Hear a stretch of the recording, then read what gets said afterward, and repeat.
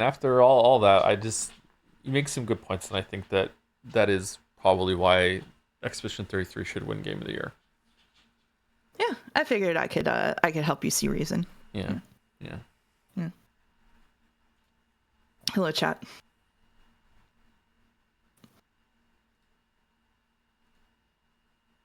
Pop out chat. Okay, OBS is being a little funky, so you guys might see a window you're not supposed to see. So let's see.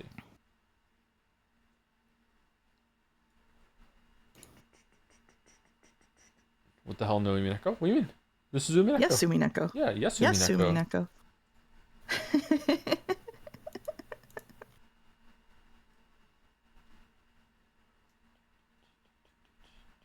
The Rare Mouse Friday Scrandle. Yes, we scran. I am so bad at Friday Scrandle. It's going to be a disaster.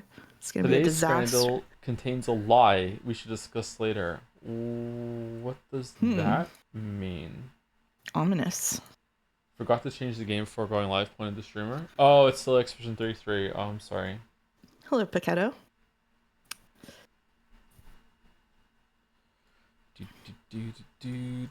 Hi, Joe. Hi, Mouse. Hi, Jelly. Hey, Jelly. How's it going?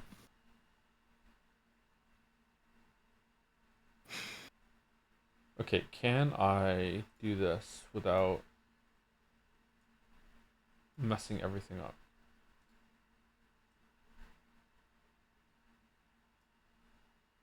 Yes.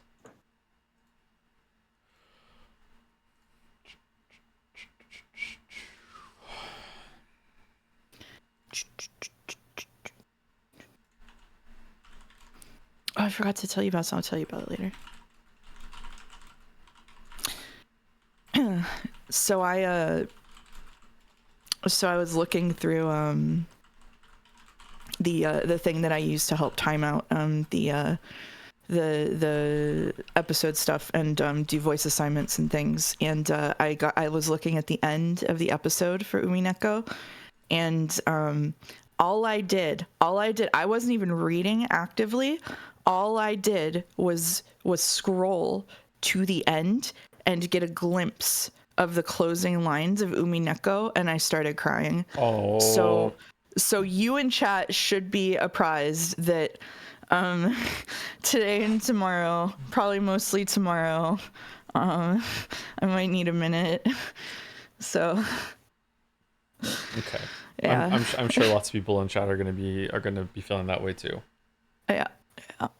Not me though. I'm a heart rush fuck, but you know, people in people. Oh, really? We'll see. Really? Yeah. Huh. Huh. Are you gonna say that if I don't cry there must be something wrong with me? I need to reevaluate my life? No, I'm gonna say that if you don't react to the Expedition 33 endings the way that I think you should, then it's a moral failure and you're a bad person. Yeah, that's true. That's true.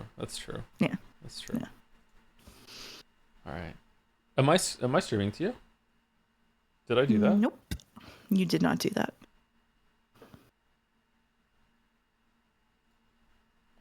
He chose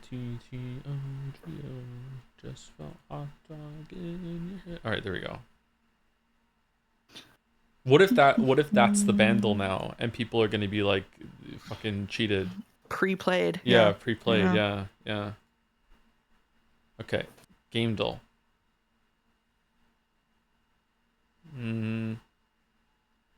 Final Fantasy 15? Mm-mm.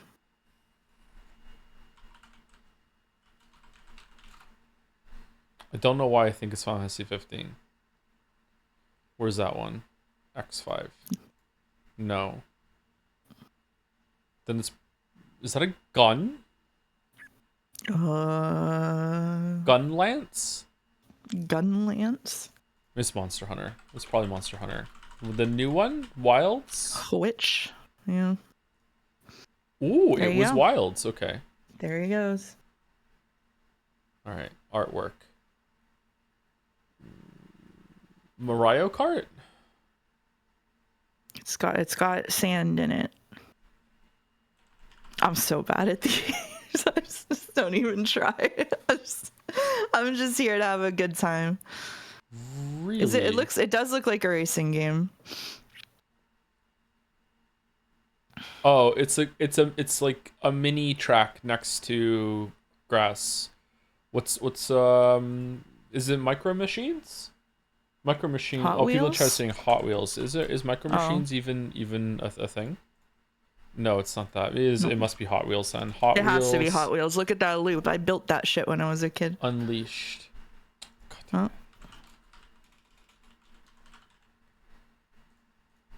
I think my favorite toys when I was a kid were Kinects. Did you have Kinects? No.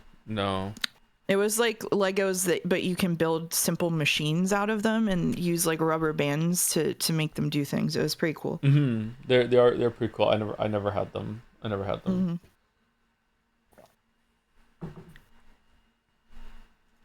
Okay, Vandal. Vandal 2016. Oh, fuck. 2.6 billion views, and it's easy. All right. I'm minimizing chat. Can we hear it? Yes, we scran.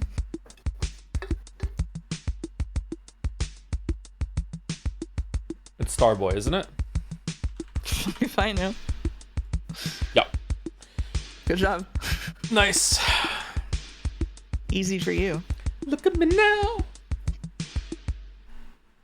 Easy. Glort me.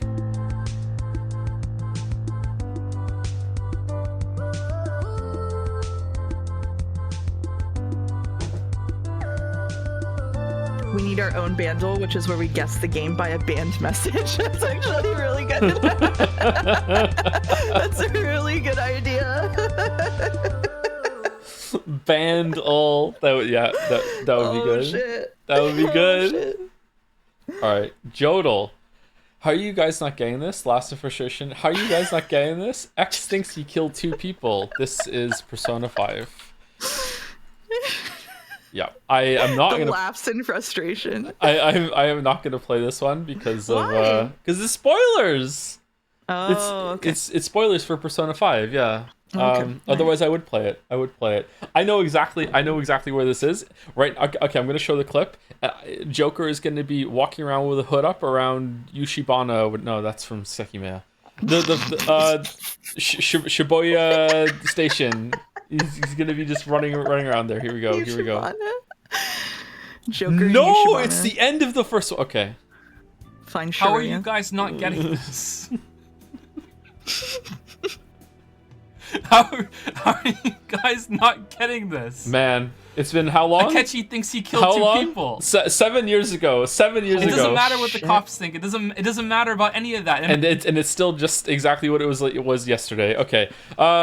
Steam Duel. Why do so many killers have their toes out? 500 hours. This is Dead by Daylight? Yeah. It's gotta be. Yeah. Yeah.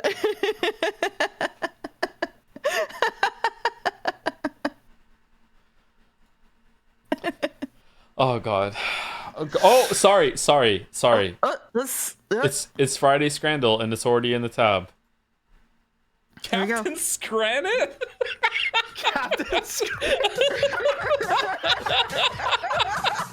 incorporating all 5 elements of the Scran food tree: the mushy peas, pies, gravy, hot dogs, that weird onion bread that keeps popping up every single time. I am Tub of Insects. Captain Scranit rates a hero. Food constitution down to 0. Streaming hours magnified. And he's biting on the unburnt side. Captain Scranit, too much euro. Gonna take food to the safety bureau. Food stock set to all go under.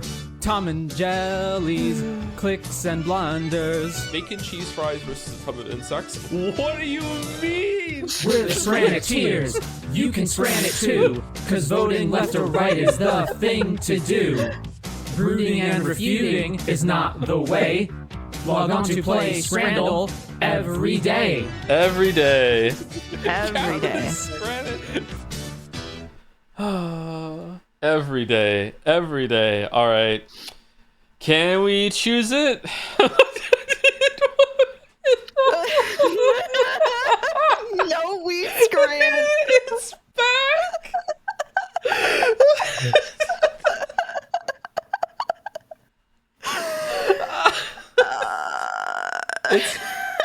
It's left. It's left. It's left. It's left. It's left. The Muppet cheese panini. It's left. It's left. It's left. It's left. It's right. No.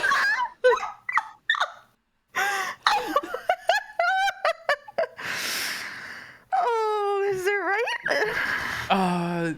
In a just world, it would be right. It would be. It would be right. In a fair world, it would be right. I know that right is very low, but it still looks better than left to me. Left looks kind of cozy with the cheese wrapped over, but like this looks more appetizing. The bun is a little bit toasted. Like it's right, right? This is not a perfect It's world. not. It's not. It's not a perfect world. I have a feeling we might get every single one of them wrong today. Yeah. Yeah. Okay. Yeah. Okay. It's Alright. we're going right. Just yeah. Yep. Oh. Ooh. Okay. So, even though the picture on the right is better, I have eaten quite a few poutines in my time. Left is the superior poutine here. Like, easily the left one. However, right might look better to a lot of people that've never had them. I mean, you can't even see the fries on the left. It's just cheese. Yeah.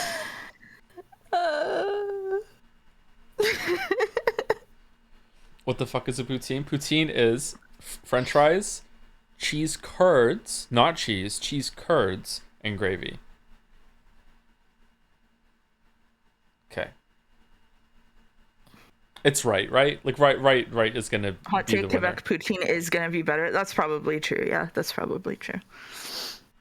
Yeah, that is you true. can go whatever Yeah, you want here. that is true. I don't want to influence Friday Scrandle. I don't wash my hands of Friday Scrandle.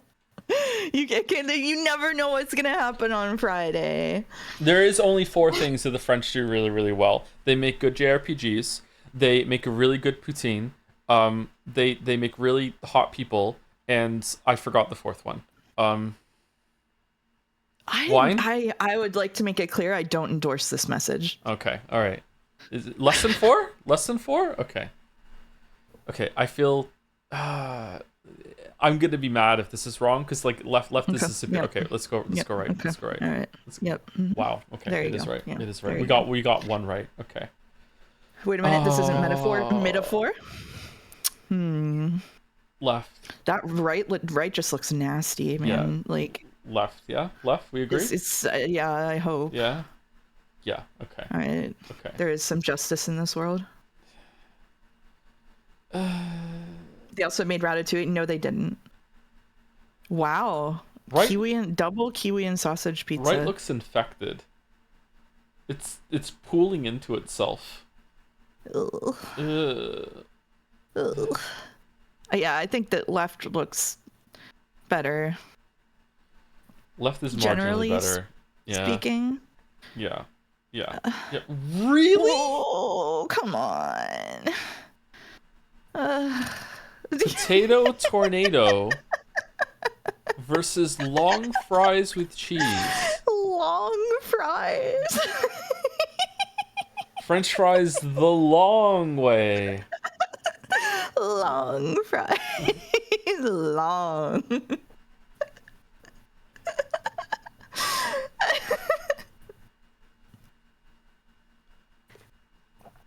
Potato tornado has an aura. Potato tornado has an aura buff. So do the long fries. It looks like Beaker. I think. I choose long fries. I also choose. do. I also I choose long fries. I do. I choose long fries. I choose long fries. Oh, Wow. fuck off. It's not even a good picture on the left. What the Oh fuck? my god. Why is it? This is the Balder Scrandle on the right. What the fuck? It's also called a cheeseburger, but I don't see any cheese. Where's the cheese? Where's cheese? I'm going left. What do you think? Yeah, go left here. Go left here. Fuck it. Okay. Oh my god. All right. This is a bloodbath. What the fuck? What? Powcom, I think left. Chirco. I think right. Chicken shawarma. Like there could be anything in there. It's a mystery scran. There could be something good in there. Okay, what is left? I don't know what left is apart from that it's from Metroid Prime. It's bread filled with chorizo. What's chorizo? It's a kind of meat that is like spicy pork that's kind of like ground up. Oh, okay, that could be good then. Okay, so they're very similar things then. Right, has the lighting debuff. So it does have the lighting debuff. Yeah. Yeah. Reminder to pause before finishing the 10th scran to discuss the light. What the fuck are you talking about? What is this? What? Huh? Left has a nice hand. Are people judging the hands on Scrandle? Its handle? What do you mean? If we're judging the hands, I don't think that's a nice hand, so I would go right. Okay, I don't think we're judging. I'm judging the hands. I'm going judging the hands. The color scheme of the field is making me think of Subway for some reason. I think I'm going. I'll go left. I'm going with what you thought. Okay. I'm going with what you thought. Okay? No, right. but host is going with the guest suggestion. But I don't know if it's left. I think it might be right. I don't know. It's left. Okay, fine. All right. Well, there you go. No, really? Left again, wow. Right? Left. Who puts ketchup on fucking bread? What are you doing? Mouse, I told him to go right. Yeah, just go left. Just go left. Fuck it. It's left. What? How is right 80? Who puts ketchup on pizza? This is the same. This is the same picture. This is the same picture. It's this.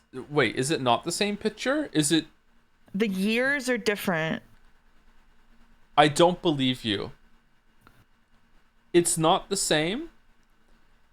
I feel like this is impossible to recreate to the level that they even got like the cook marks on the tortilla, the crinkle of the paper. The position of the thing is different though. It's zoomed in on the right. Yeah, but that's the only thing that's different, right? Oh. Because look, it's the same here. It's the same here. All right. They even have the same crease on their hands. Yeah, this is Sophie and Emma. Yeah, so it's like. I agree with you, and I'm still falling for the bait. Left has better Left does have better composition. I feel Left does have better composition. Yeah. I refuse to explain, but right gives me more Baldur Scrandle vibes, whereas left is what? You're right. Yeah. It's left. It's left. It's gotta be. It's right. 3 out of 10. What was the lie? That it was different year? How does this happen? It is a bloodbath. Holy shit.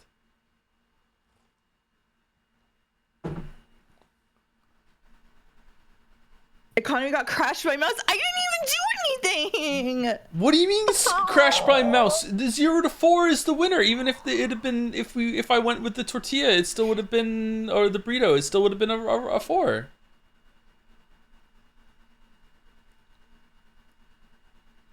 This scram was crazy. Is Merrick here? I want my emotional support, Merrick.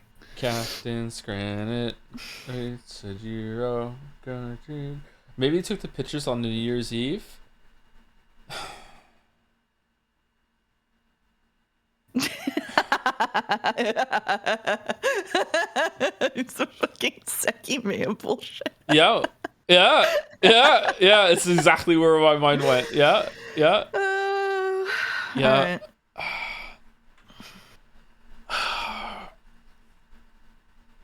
You say that maybe you take the picture take on Christmas Eve and your streamer hits you with this look. Why mouse on 1 HP? I have a migraine, actually. I have a migraine in my ear. Double streaming. I'm legally obligated to tell you that there are 3 Joseph Anderson crosswords now. Oh my god. Joe is my mouse will be zooted. I don't have any medication, so I'm just no. You're not zooted? No, I ran out of my migraine medicine, so I'm fucked. I'm sorry. I thought you were gonna be zooted. No, I might search for it during break, but I don't think I have it. There was a country mouse and a zooted mouse. You thought I was zooted? Everybody assumes I'm zooted when I'm in a good mood. I think it says a lot about how chat feels about women. Anyway. Whoa. Whoa.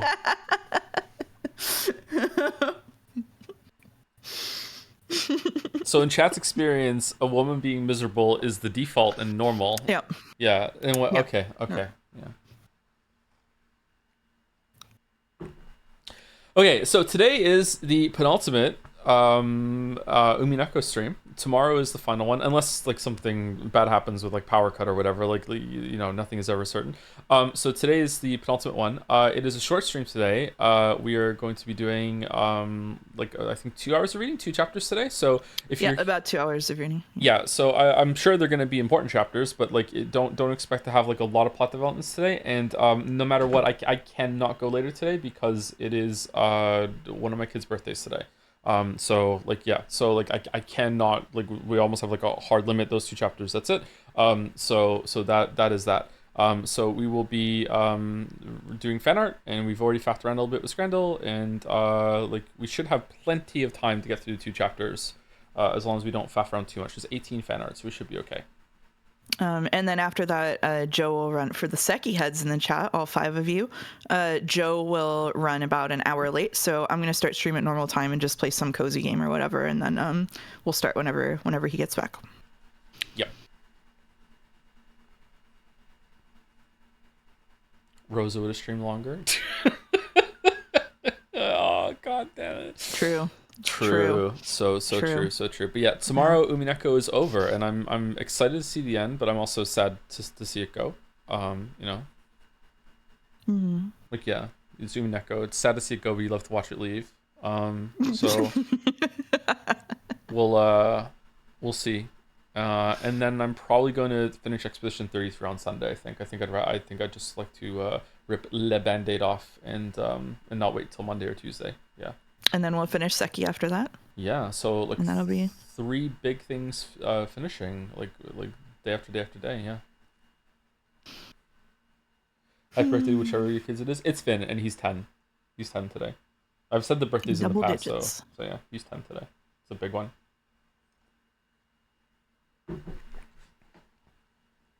I asked him. I said to him, you know, he got his presents, and then I said, you can have any game on Steam that you want, you know, like whatever a game, because you have all the Switch games. We ran out of them. There's no more Switch games to get, and he's like, okay. So it's hours later, and he tells me, I picked the game. I'm like, okay, what game is it? And he says, I want Cat Goes Fishing. Cat Goes Fishing.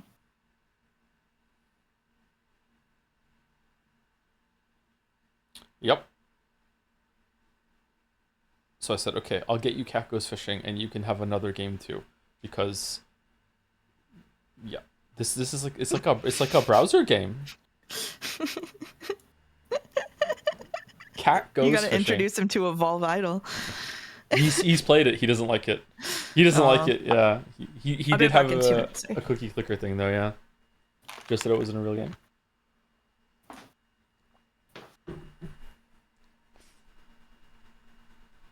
Yeah, damn, this literally is a Flash game, huh? Yeah, it is. Yeah, Cat Goes Fishing. How does he even know about this game? I don't know.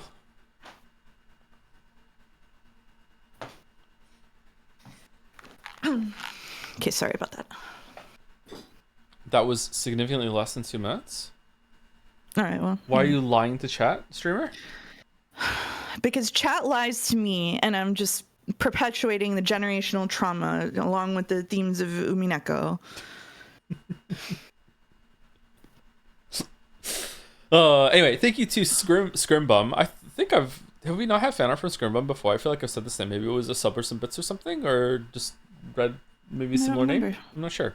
Tried drawing Jodeler in the OG Umineko style for the last ever Umi stream. Sad to see it go, but those past 8 or so months have been a blast. Kirby face. Happy last Umineko Saturday from the guy who has been trying to count all the Sumaris on streams. Oh, that's how we know the name. Oh. Maybe that's where. Okay. Streamer adding context. It is actually Friday. It's not Saturday. Just in case this is confusing some people that talk to ChatGPT too much. It is Friday today, and we are doing fan art today. So we have clear schedule tomorrow. I don't even know if we're doing the dolls tomorrow. To be honest with you, I don't think we're doing the dolls. I think tomorrow we have is time just, for them, but pure, it's up to you. Pure Umineko, unless we are ahead of schedule. Yeah, we'll have time to discuss afterward, and the community has prepared a gift for both Joe and Stream Chat. So. A gift. A gift. A gift. Anyway, Full has prepared a gift. Really love this Skirma. This is one of my favorite Jodelers. I really like the leery, like dead angle mood on Jodeler here. It's really good. It's really cool. Thank you very much. By Crystal, 1 of 4. Oh, are these the last emo edits? Umi7, sorry for the tons of art. Congratulations on reaching the Golden Land. Treasures awaiting you. The treasure being the last of my emo edits, plus emo drawing. An original? Thank you for enjoying my emo edits. I saved the best for last. Huh. Burn, unsurprisingly, not that much different. Yeah, kind of just almost identical, right? Yeah, she's always had kind of Wednesday vibes, right? She always has the vibes, yeah. Mm-hmm. Lambda Delta and Featherine, really different. Very, very different. Would Lambda still call herself like cute and pop here or whatever, or no? It would be different. I think so, yeah. I think so, yeah. Featherine can step on me. Thank you, Shonover. Thank you very much for your contribution in chat. Thank you. Okay. I have a question about what that chatter just said. What chatter? The step on me chatter. I didn't. I thought you were just saying that. I didn't know a chatter said it. Sorry. Oh, no, what?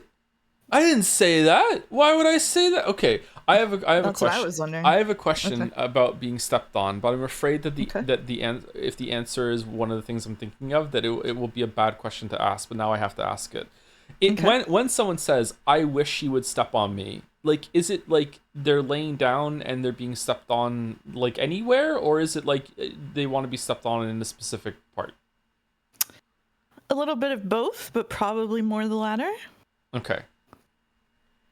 Did you know that at Japanese massage places, you can get a massage where they walk on you? I didn't know that. No, I didn't know that. They actually just like hop onto your back and walk on you, and that's how they massage you. I have gotten it done once, and it was actually very relaxing. Was it really? Yeah. I took my mom when she came to visit me when I lived in LA, because there's a lot of like really cool like Japanese places, and I did not warn her that that's how massages work there, because I thought it would be funny. And she was very surprised when they jumped on her back. I would be too. I've never gone and had a massage like that ever. Was it worth it? Yeah, no, it was awesome. The spa was beautiful. Everything there was really high quality. Yeah. Surprisingly, I think I'm gonna give the best edit here to Lambda. I think Lambda is the biggest change. And it somehow like suits the whole transformation there. Feathering looks good though. Okay. 2 of 4. That's really different. Is that I don't remember that sprite. Is this a double edit with the hair coming down? I don't remember this. I don't know, actually. I don't remember this sprite either.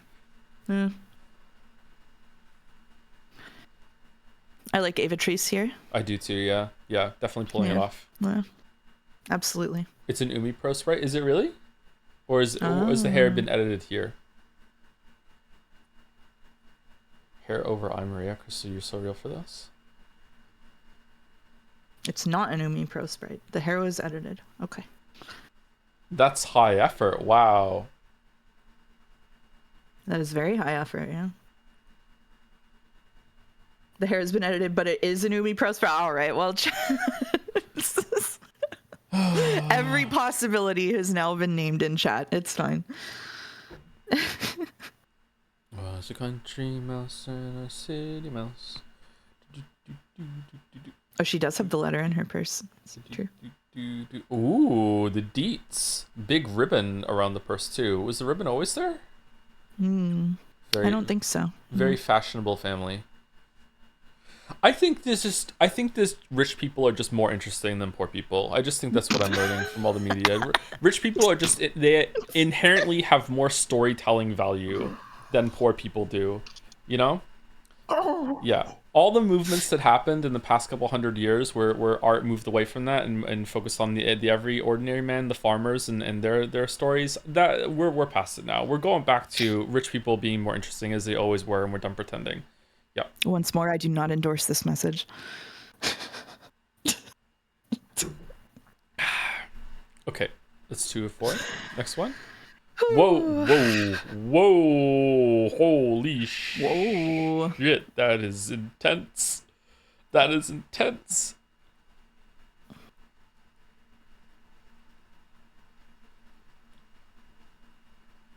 Cannon looks like he has to go like lead a revolution after this. Shannon is like actually kind of creeping me out a little bit. And Claire, right? Claire looks really good actually. Yeah, damn. Claire looks really good. Yeah, I like Claire the most here. Shannon reminds me too much of Higurashi here, so unfortunately she has to go. I am confused. I am confusion about these kind of piercings. Can I zoom in? These kind of piercings. They're not always here on this part of the body, but they are somewhere. Is there like an anchor that they slot into, or like that's like implanted? No, not really. Or... It's just through the skin. It's Are these connected under the skin? They could be. It's usually like a bar. Like it's usually not like a single one of those. It's usually a bar that goes through the skin, like an eyebrow piercing. Okay. So usually it would be like a set of 2. Anchor. Well, I mean, like how if they're not connected underneath the skin, how do they stay in? Do they just? Yeah. Usually there's 2 connected under the skin. Yeah. Okay. Yeah. So do you have an anchor? It's a plate under skin, maybe. Hi, Casey. He's so excited to be here. They super glued it. How do those is it to do blood sugar with diabetes? Like some people have those things that are stuck to their arms, and it's like a does that have some sort of anchor mechanism to it too, or is that just like a needle that is just embedded? I mean, does it like spread out a little bit? Those look a little painful actually, or awkward. No one knows. Finally, I asked a question that chat does not know the answer to. Finally. Mouse, how does the cat get along with the chinchillas? Are they friends? The chinchillas are obsessed with my cat, and he is terrified of them. So whenever they're out in their little, they have like a little playpen, they will run up to the edge and like grab at him with their tiny hands, and he gets really mad and runs away and won't come in the room until they go back.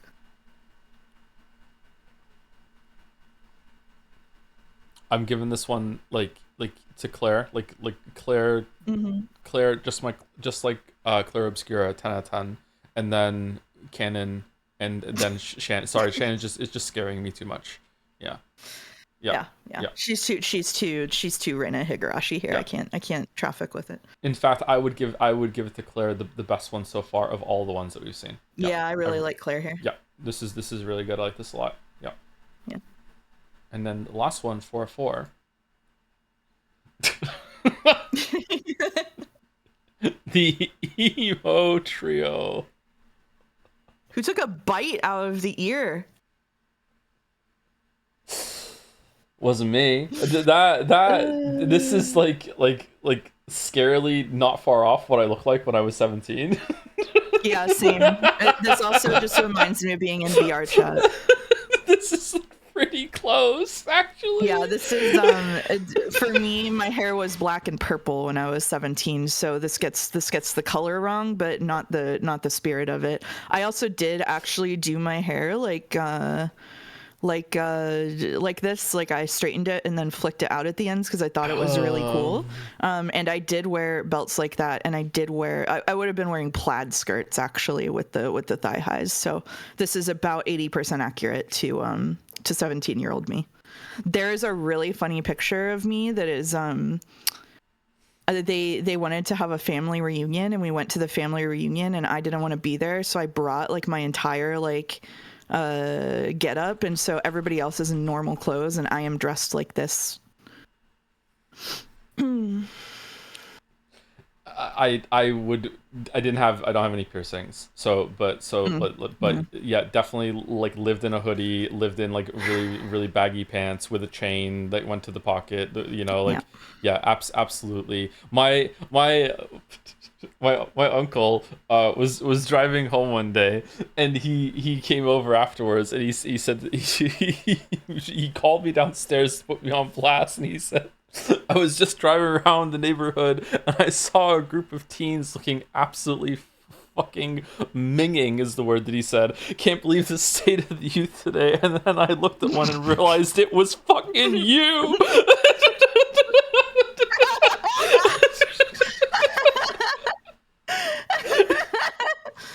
Joe looks like the bad boy in a romance manga. Yeah, he does. Yeah. What how the uncle's doing? He was a fucking asshole, but yeah, he had some funny moments sometimes. Thank you, Crystal. Thank you. Yep, this is good. You know what? It's going out with a bang for sure. I give the best one to Mouse here. I like the skull, the shirt. The skull, yeah, the ribs on the shirt are really good. The bone shirt. Sorry, not skull. Yeah.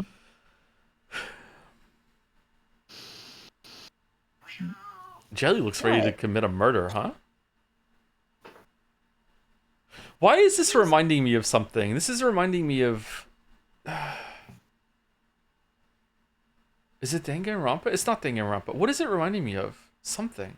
Neon white. It is neon white. I think it is reminding you of neon white. Yeah, it is neon white. Thank you. Jelly looks like a guy... Jelly here looks like a guy I knew in high school who was obsessed with the Joker. Like, the jacket is really giving Joker pilled. Mm-hmm. For sure. It is Joker's jacket, yeah. Would it be possible for Joker to fight Iron Man? What do you mean I knew so many guys in high school? I was like in I played soccer, and I was in band, and I was also in theater. I was a theater kid, so I knew all of the guys from those 3 areas.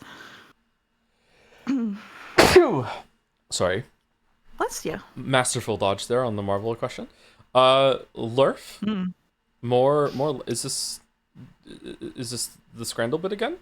The evolution of the Lambda Delta henna. Oh, no, it is different. Since you were curious about how henna works, I thought I'd explain. Essentially, henna is a paste made from a plant which dyes hair and skin a reddish orange-brown color. It's piped onto the skin like someone might pipe icing onto cake. Once it dries up and flakes off the skin, it leaves behind a stain that resembles a tattoo that lasts anywhere from 1 to 3 weeks. I also figured out a secret hack to do shading by using a watercolor brush. Anyway, Lambda Delta, best girl. Everyone better clap and cheer for her when she's on screen, or I'll blow up stream chat. The Yay, threat. Yippee, Lambda, yay! Hooray! This looks awesome. Mm-hmm.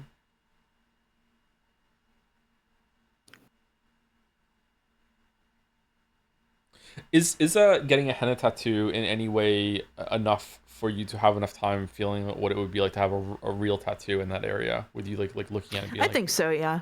I think it's a really good way to get used to like looking down and seeing it and that kind of thing, for sure. Mm-hmm. Because I really want to get a tattoo, but I don't know, like you know, it's permanent. Mm-hmm. I get, you could get it removed, but like it's an ordeal at that point. Yeah. My attitude toward tattoos and tattoos being permanent is that like the world is tattooing your body constantly, permanently anyway. Like as we move through the world, like we get scars and stretch marks and all these signs of aging. And so tattoos give you an agency over like the history that is written on your body. So even though I have tattoos that I actually don't like very much anymore, it's like a part of my history. So yeah, that's a good way of looking at it. But Jess said, you want to know how I got these scars? I just don't know how I would feel right now if I was permanently scarred with a World of Warcraft tattoo. You know what I mean? Like, oh yeah, that was really important to me, but then later on, Yeah, for me, all of my tattoos are related to the piece of media that was most important to me at that point in my life. So, for example, I have a tattoo that unfortunately is a reference to like a Neil Gaiman book, which kind of sucks now, but it was like influential toward getting me to go for an English degree. So I don't really regret it or anything. Luckily, you know, if it was like his name tattooed on me, I think I would feel a lot worse about it. But it's just kind of an abstract reference. So, you know, it's like, it's there. Being abstracted is good. Yeah, I think the next tattoo I will get is an Umineko tattoo, actually, but it'll probably be something pretty abstract, like the golden butterflies or something.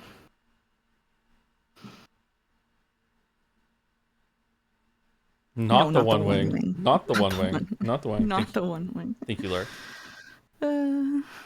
Jelly? Ooh. Jelly? What do you think, everyone? Kermit George? Umi 5 character spoilers. The Musketeers and their iconic vocal stims catchphrases had to include Greg's Kermit George, because after all, there's only one more sleep till Umi full. Ooh, it is. Oh, I'm never going in there. However, on a more serious note, Joe and Mouse, I truly cannot thank you both enough for allowing me to be a part of this beautiful, chaotic, terrible, wonderful, undeniably magical experience.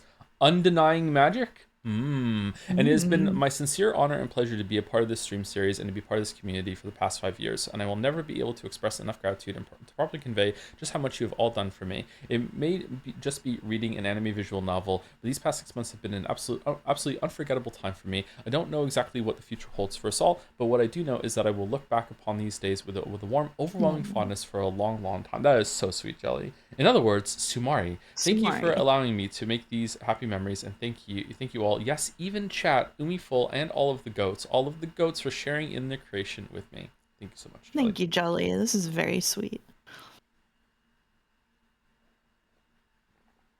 Ryu.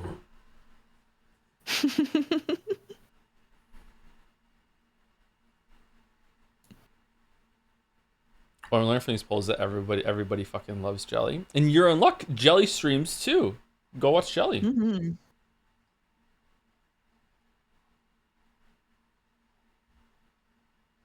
It's going to be so awkward when Joe hates the finale. When Joe hates the finale tomorrow, we have extra padding time so that he and I can get into like a nasty insult exchange fight on stream for everybody to listen to. We're going to be flinging personal barbs. Chat would unironically love that. You would be their champion, their avatar. Yeah. Like it would just be like oh my god, and after like when it's half an hour into it, they'd be like, now do Persona 5 now let him have it about that. Now let him have it about sprinklers. Now let him have Expedition 33 too. Yeah. That let him have about they would love that. Boulder says reload the fan art. They would love that. Okay, I'll reload the fan art in just a second. First of all, thank you to Scruffix for the reset. Thank you very much. Thank you to Psyok for the reset too. Yes, we scran. Yes, we scran. No, we scrant actually. I eat random berries for the resub. Yes, we scran. How you doing for the resub? Experts still unsure if Umineko is better than Sekimea. That's the mouse of my streams. Oh, it's more Sekimea today. Oh. It is, yeah. I'm sorry to be a whiner, but last Sekimea stream was my least favorite Sekimea stream. No. Mine too. It's okay. Yeah, oh man. We're almost done. The worst part about it is that I know I don't understand it, so I can't even criticize it. And do you know what that does to me? It's don't understand the other things either, but you still criticize it. It's so funny because Joe can't understand it, so he can't criticize it, so it frustrates him, whereas I can't understand it, so I'm like the meditating woman emoji where I'm like, doesn't matter, I simply don't care anymore. I simply don't care. I'm reading the lines and I'm not parsing them and I'm so fine with it. It no longer bothers me. I don't care. Liberate yourself. Liberate. Become zooted. Are you positive on it overall though? Like the whole thing? Yeah, because it's had some really cool moments and I like it. And I appreciate the setup and the work that went into making it like a very long, tough puzzle. But yeah, I was pretty miserable with the content that we were doing last year. I wasn't miserable with the stream itself. Like it's always a good time, but like the content itself was making me kind of miserable. Mario the Mayo says, imagine getting checked out after 20 hours and you still got to read it. I'm checked out after 80 hours and I still have to read it. 20 hours?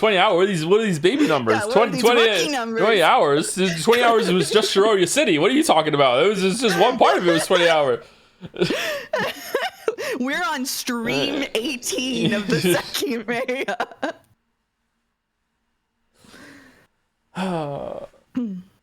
Anyway. I don't remember who first gave Mouse the big ear piercing, but I love how it looks on my design, so thanks for the artist for creating Peak. That was either Tep or Oko. The big barbell Combination there. of the two. Yeah. Yeah, the big barbell.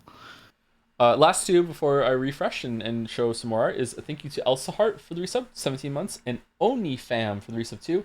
Hi Joe, I'm still catching up on one. Oh, it's on the Umi VODs. I'm close behind, but still want to sub and thank you for doing this playthrough. Oh, you're very welcome. I'm surprised we got to the end. You have to understand that like before I even did the Leap Day stream, I would see like people in Jads like Kusoro was like, I remember Kusoro is when because I really value Kusoro's opinion for some reason, is that like he to be sincere, like Kusoro is consistently pretty smart, really fair, argues in good faith, and has read a lot of books and has a wide experience with a lot of media. Kusoro rocks. Yeah, Kusoro is really good. And I remember Kusoro being in Jads and saying that he was reading Umineko and he really really likes it, and he was like, it's devastating that it's good. I'm like, are you fucking kidding? And he was like, no. And then but then he said, I have to go back to it, and the way he described it was like putting in another shift at work. Like the way he just like it is, I don't know, like, what do you mean? He's like, oh well, I'm like like fucking like 3 months into this thing and I need to go back and do some more or whatever. It might not have been 3 months, like who knows, but like, it just sounded like such an ordeal to go through this thing. So to be at the end of it is odd. It's an odd feeling. Yeah. Let me refresh the page.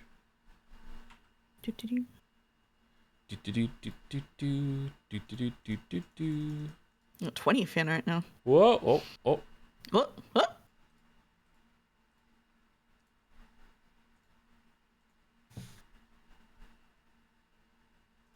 Thank you, Jelly. Oh, holy shit. Whoa. Binary and Love. Can you name all the Chans? I can't believe Umineko is almost over, and I am so grateful for the streams and the community for bonding over this crazy VN.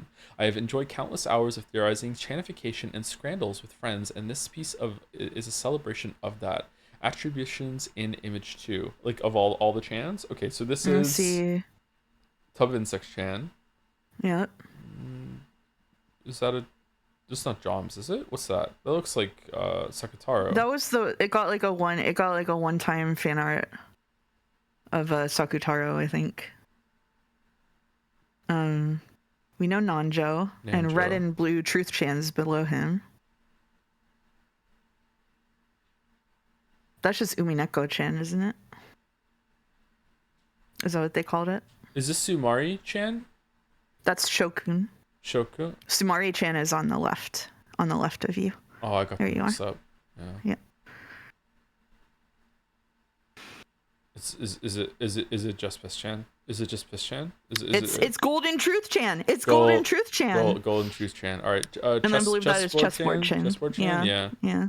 Is there is Chandelier here or no? Hiding somewhere? Don't see Chandelier. What are these on Joler's fingertips? Claws?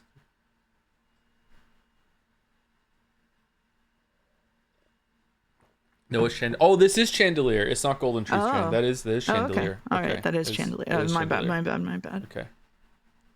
Bandages from cooking too much. This is gorgeous. Look at this. Yeah, it is. I Yeah, love really like this. like teaming pictures like this. It has a term for it. I used to Wimble builders, something like that. It has a term for it. I really like them. It's the same category that Where's Waldo is in. Like I really like it. Like there's like an overwhelming amount of things in the picture, and you can see a lot of details if you zoom in. I really like those a lot. We're actively getting new submissions for fan art. Maybe we are gonna have to do some fan art tomorrow then, Mouse. Maybe. Yeah, that's fine. If it's only a couple of some brief fan art, yeah. Yeah, we can do some brief fan art. Labelless out of 2 from Binary and Love. Is it because it's there we go. This is where the labels are. Yeah. Toven Sex. Saku Joms, Nanjo. Yeah, Saku Joms, that was it. Sho-chan. Yeah. Sho-chan, yeah. Sumari-chan, Chessboard-chan, Chandelier, Umineko-chan. We got him. Yeah. We got him. Yeah, we got him.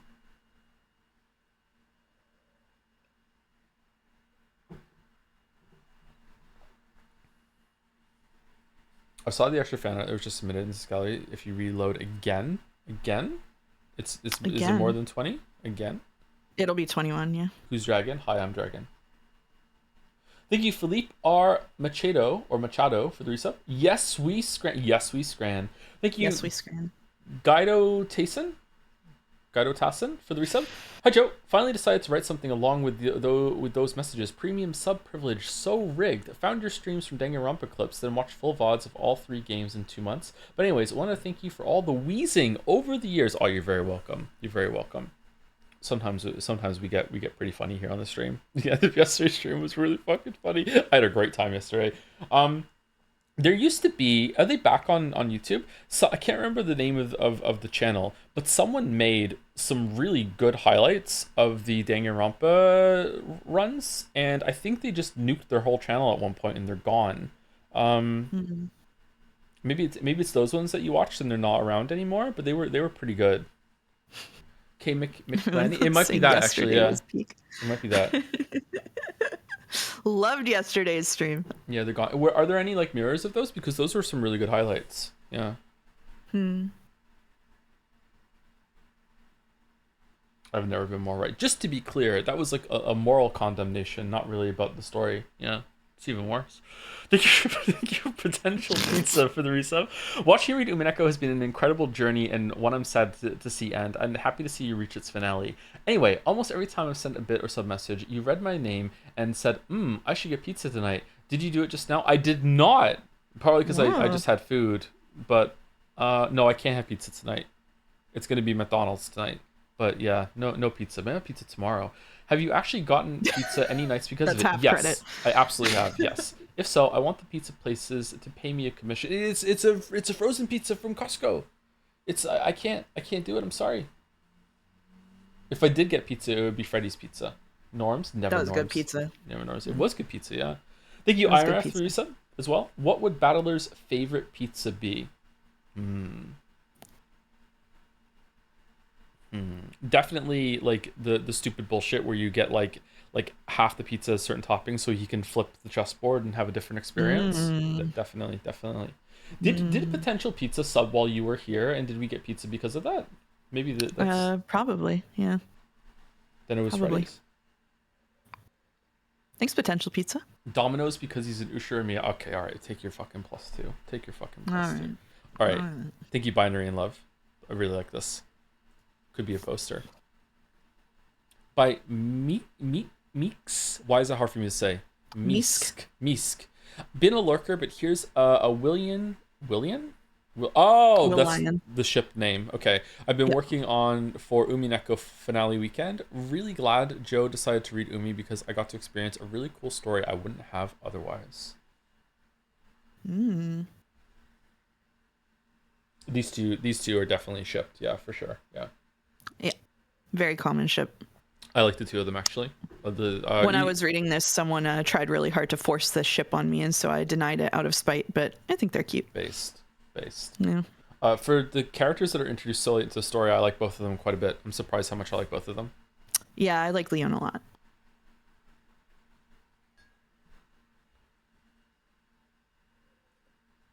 Do you think the pronunciation of Leon is so it doesn't sound like lying when you say their name?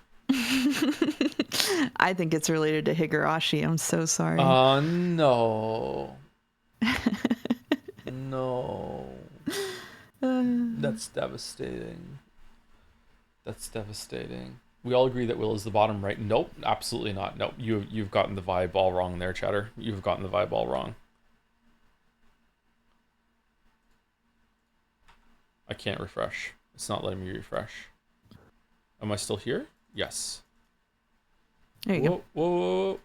Whoa, it got introduced into the middle. Okay, all right. Okay, it got put in the middle. We have to go We back. gotta go back. We have to go We back. gotta go back. All right. Uh-oh, I just lost a window. Hey. Oh my god, sorry. It's okay. It's not okay. It's not okay. It's okay. It's not okay. It's all right. No, everyone's It's gonna all hate right. me now. No, everyone's gonna hate me. Okay. All right. Oh my goodness. We're back. All right. Misk. I did it. Thank you, Misk. Thank you. When will you start the Higu stream? We did one already, and everyone hated it. Okay, so new tech. We have to go back to previous for the next one. Okay. Boom. By Boom. Alice. Alice. Whoops, late fan art. I forgot to submit from the episode 7 stream. So excited to see the end after following along the whole time. Peak streams. First they tear me into little bits, then they make me read. How is that comparable? Goddamn dyslexia.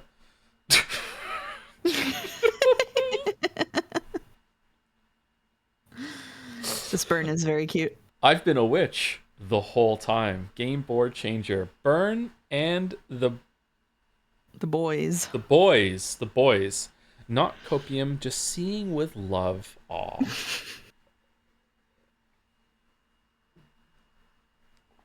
I think, and this may be bold to say, I think the whole thing about seeing with love, especially because which is surprising because he's such a blink and you miss a character, Okanoki's explanation of it, I think is like one of the most important things you can learn in life. I think it is like universally applicable to so many different things, like in many different situations. Like I said universally, but like I don't like speaking in absolute, so then I just qualified it immediately afterwards, which I shouldn't have. But yeah, it's it's something you should take with you if you weren't doing it already. I think most people who read this probably already understood that, but like it was made more apparent, and you can like consciously be more aware of it after reading Umineko, maybe. Yeah, if you weren't doing that already.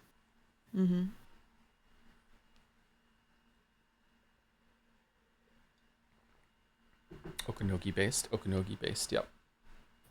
What exactly? Seeing someone with love or seeing it without love. And seeing someone with love is not always a good thing. If someone is being very mean to you and you love them, you might put up with a bunch of stuff that you otherwise shouldn't. Similarly, if you don't see someone with love and someone's actually being really nice to you, you might see it completely differently. Like your perception is very, very important. And I think you can consciously change it sometimes as well. Yeah. But like not just in terms of like interpersonal stuff, like even online, like how you view someone on Twitter, or how you view like a politician. That's why Okanogi said something about that. You know, like yeah. You have to understand that other people are doing it at the same time too. Everyone is always doing this. I had the same experience watching Orb. Thank you, Alice. By Epic. Whoa. Hello and good day, Detective Frodo Erica, at your service. Umi6full, sneaking in a fan art for the Umineko streams. I'm glad Joe enjoyed Umineko so much. We had lows and peaks and sometimes the abyss that stared back. But at the end of the day, the true magic was the friends we made along the way. True. And the friends we murdered. Yeah. Epic is still owned, by the way. Still? Yep. Still owned. Yep. Epic, we made Epic into a mod of the Umineko Undercourt server, and as a joke, and then just kept him a mod, and now he's like one of the most active mods there. So who's owned in the end, really? Has Epic been informed that if they stop being the most active mod, they will be demodded? Like, is it like on a treadmill sort of thing? I guess they just were. Yeah. They just were. Is this a ribbon or is it a secret decoy? Can it be both? Can't we have multiple truths? No. Okay. What were these last 6 months for? I learned no lessons. Thank you to Renovan. Can't teach an old dog 26. new tricks, I guess. So, and I'm like the oldest dog there is. Thank you, Renovan. 26 for the bits. Captain Scranit. Thank you. Thank you, Fidias for the resub. Hey, hi, Jodler. It was pleasure sitting here marveling on your similarities with all so different characters of Umineko. Tell me, have you by chance worked as a social worker, or have you been a writer your whole life? Oh, neither. Oh man, fucking hell. I would be a terrible social worker. Thank you to Skunky Emerson for the resub. Can't wait for today's Umi stream. I hope Swiper the Fox is in it. Oops, I meant Ferodo the Erica. Swiper no swipey? Swipe. Wow. Or as Jelly would say, wiper no wipey. August and I having the same thought in chat. Thank you. Frodo Erica. You know, it's really sad when you think about the fact that Erica is basically just a drowned corpse brought into the magic because of the massive speculation. That is a very likely interpretation of what happened. Yeah. Did Jelly say this last stream? Jelly's proposal that because of what we learned about Angie, that maybe Erica didn't fall, she jumped off the boat. I don't know if that's right, but that is like, I don't care. It's still interesting enough to think about. Like, yeah, that's really cool. I think they pushed her off the boat because she sucked. Yeah. Mm.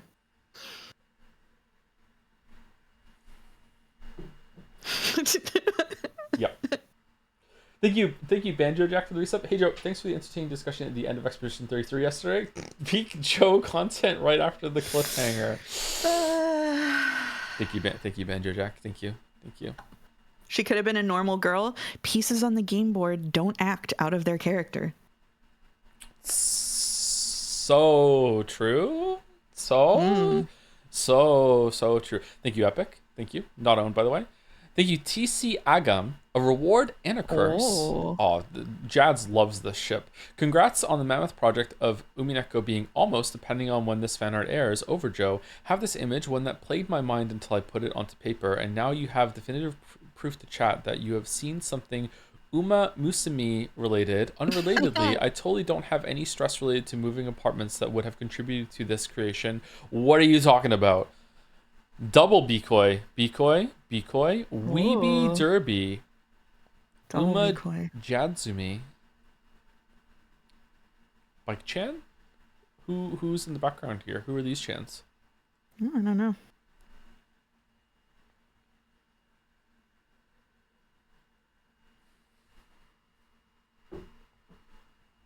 They're horses? Of courses. They might just be normal horses.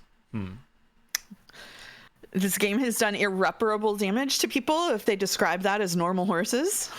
Yep. God, what a fucking terrible cultural phenomenon. Okay, whatever. If I go to ChatGPT right now and ask it to name me a few famous racing horses, is one of them that they're going to spit out one of the ones from this fucking game? So what you have to understand is all of the horses in this game are based on actual horses. And so, yes, but it might be because that's an actual horse. Okay. All of these horses are based on actual horses in Japan, like funded by the Yakuza or whatever. If it was one of those models that can also make pictures, and I asked it to draw a picture of a famous racehorse, is there a chance it might spit out one of the anime girls? I think if you named it by name, then yes. Holy fuck. Yeah. It depends on what they're sourcing from. I think that they're probably scraping social media, and since there's so much fan art of it right now, there's a pretty good chance it would. But if they haven't updated the model to scrape from social media since this hit the like the cultural shift, then it might not. I don't. Sorry to give you a serious. No, answer. I'm not making Joe noises because of that. Like, I just feel kind of like a boomer. I feel like society is doomed a little bit. That's both of us. I think COVID did irreparable damage to people and made them forget how to relate to other human beings, and that's how you get chat. That was one just from Merrick. If he watches this one. Oh, okay, all right. Yeah. Right. Merrick loves that I hate chat. Every time I say something mean about chat, Merrick gets really excited. So every time I insult chat, it's just to give Merrick a little burst of dopamine.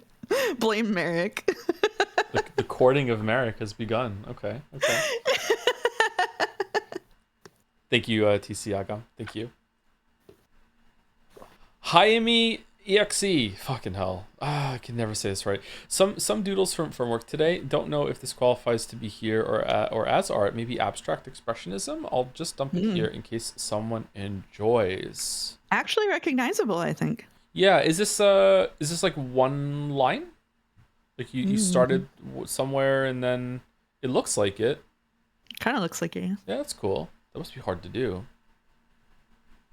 Is Umineko over? Umineko has not yet begun. This is where Umineko truly begins. Yeah. We haven't started reading it today, and when we do, we'll be finishing tomorrow. So, it's going to be a long stream. One line, yes, except for your EXE. Oh.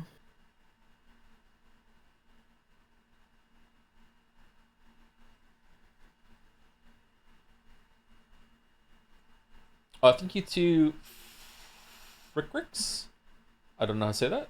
Frickrix for the resub. Hi, Joe of the present. Currently catching up with the last 8 months of streams with Joe of the past and Persona 3 at the moment. Oh, fucking hell. Looking forward to starting the Umineko journey with you after. Much love. I hope you enjoy Persona 3. I thought the streams were a lot of fun, but they have become controversial, unfortunately. Yeah. I don't think we're going to do the answer, though. I think maybe the ship has sailed on that one. But I don't know. There's always a chance. Feels okay, man. It was fun. Yeah, I had fun too. Yeah. Thank you, Stickly's Kingdom. There we go. Hey, Toe. I was VOD frogging through episode 8 and caught up just in time for the finale. These streams were my first experience with Umineko, and its writing has left an impact much stronger than I could have imagined. I'm glad you, upon the insistence of many weebs, including Mouse, could expose it to such a wide audience. It's a bittersweet feeling to see the story conclude after so long. But if we start going in circles, you'll be delighted to notice that there will always be you, me, and Echo. Great. Perfect. That legit blindsided me at the end there. I was not expecting that to happen. Okay, well done. Well done. Again, I'm gonna say this in a condescending, disparaging way, just to be funny, but it remains true. If you really enjoyed Umineko and this is the first time that something like this has ever resonated with you, I cannot recommend enough books. Books really good. Books good. That's other media good too. Don't get me wrong, but books good. This is what good books can do. There are bad books too. Don't get me wrong. Yeah. But yeah, good books. Ancient internet meme reference: READABO. Is that from the video? It's a song. Yeah, it is. Yeah. Okay. I know that one. Shit. I know that. Oh, that's in my head now. No. That's a dangerous thing to have in my head. Why would you do that? No. Okay. All right.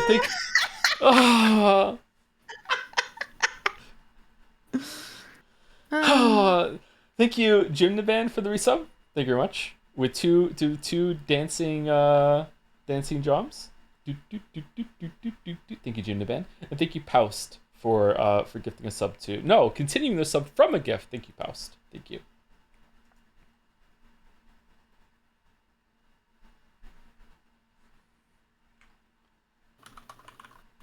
And thank you, Jaime. EXE. Gold Star Knight. No, really, random berries from the bush are the ultimate scran. Totally safe too, trust me, I learned it from Reddit. Who knew the world had such wondrous fruits? Yusuke, no! Another decoy. This is a friendly decoy. Yeah. That Yusuke line will be stuck in my head forever, featuring Wild Scrandle-kun, who isn't dead after all. What a twist. What a twist. What a twist. I love how decrepit Wild Scrandle-kun is Yeah. with the leaves in the hair. Just...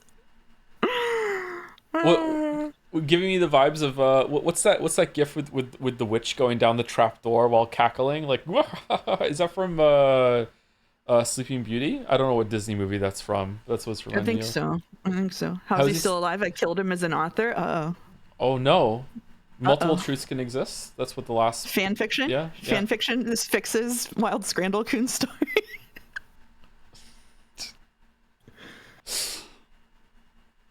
Next image carries a banger design warning. Huh. Okay. Is it Snow White, really? Snow White?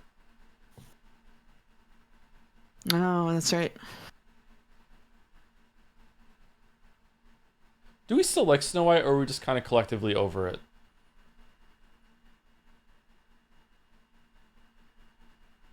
Use the Sekimea to save Scrandle-kun. Oh, okay. What do you mean? I feel like Snow White is one of those classic stories that everyone's just kind of like, meh. I feel like it doesn't come out anymore. Like, people don't talk about Snow White. I don't know. I personally am a big fan of fairy tales and folklore, and Snow White has some deep roots. So I put it up there with like Little Red Riding Hood and East of the Sun and West of the Moon. You know. I like fairy tales too. Yeah.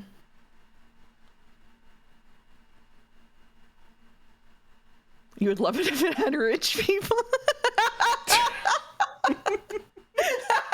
True. Let's rewrite Snow White so that she's rich and is generational trauma, all about like the rich funding their beauty treatments or something. There we go. And she doesn't need them. She doesn't need them, so she doesn't need the money, so she can break away because she's there we go. We did it. It's much more interesting now for the modern age. Done. I thought she was. No, Snow White's just some random peasant girl, isn't she? And that's why the queen is upset. Isn't she a princess?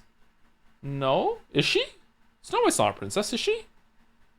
She is, yeah. Is she? Wait, really? Yeah, she's the king's daughter, and her evil stepmother is mad that she's so hot. Oh, is she really? I thought she was just. I thought like mirror, mirror on the wall, who's the fairest of them all, and then like the mirror just like yeeted itself to find some random woman out in. I think it depends on. I think it depends on the telling. I think that might be true in the original fairy tale or some variant of it. You might be thinking of a different variant. Yeah. Oh, okay. All right. Maybe it's a variant. Let's go with that because that gives me plausible deniability. I wasn't just getting mixed up with Cinderella, like chat just said. Okay. All right. Cool. All right. Thank you, Gold Star Knight. She came down in a bubble top. By Fishbone.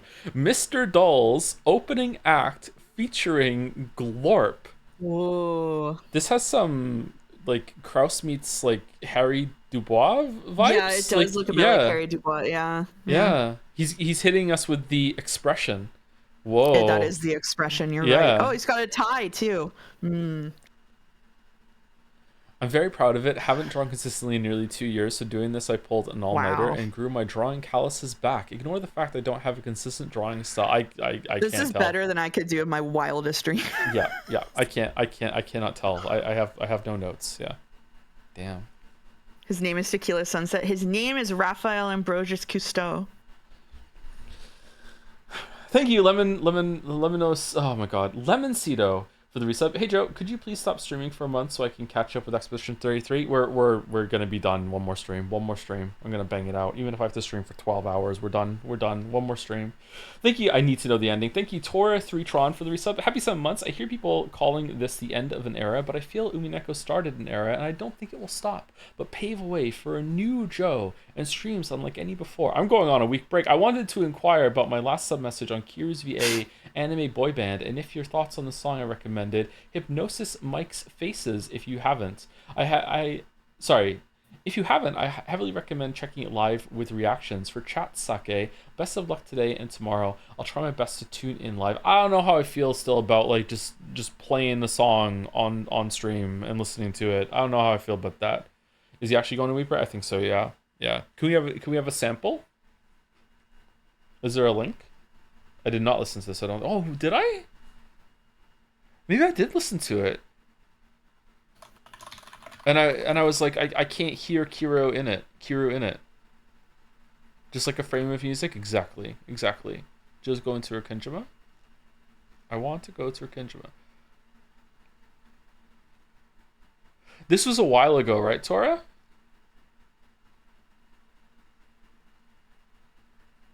Are you planning to go on any Umineko podcasts? I don't have any plans at all. Do I look like someone with a plan? I'm the Joker fan now. It was last month, was it?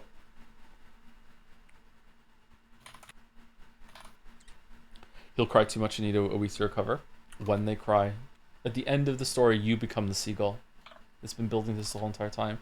Thank you, the Knower999 for the resub. Hey Joe, this message is dedicated to Jelly, who wondered about the meaning behind Burn's name. According to legend, in 14th century, a man named Bohemond II fell ill while he was staying around the town of Bernkastel. Nothing was able to cure him. At one point, he started drinking the wine of Bernkastel, and his health gradually started improving. Then he made a full recovery, even though nobody knew exactly what was wrong with him in the first place. In other words, Sumari, a miracle happened. So some guy named Bohemond II was an alcoholic and went into withdrawal when he stumbled into Bernkastel one summer.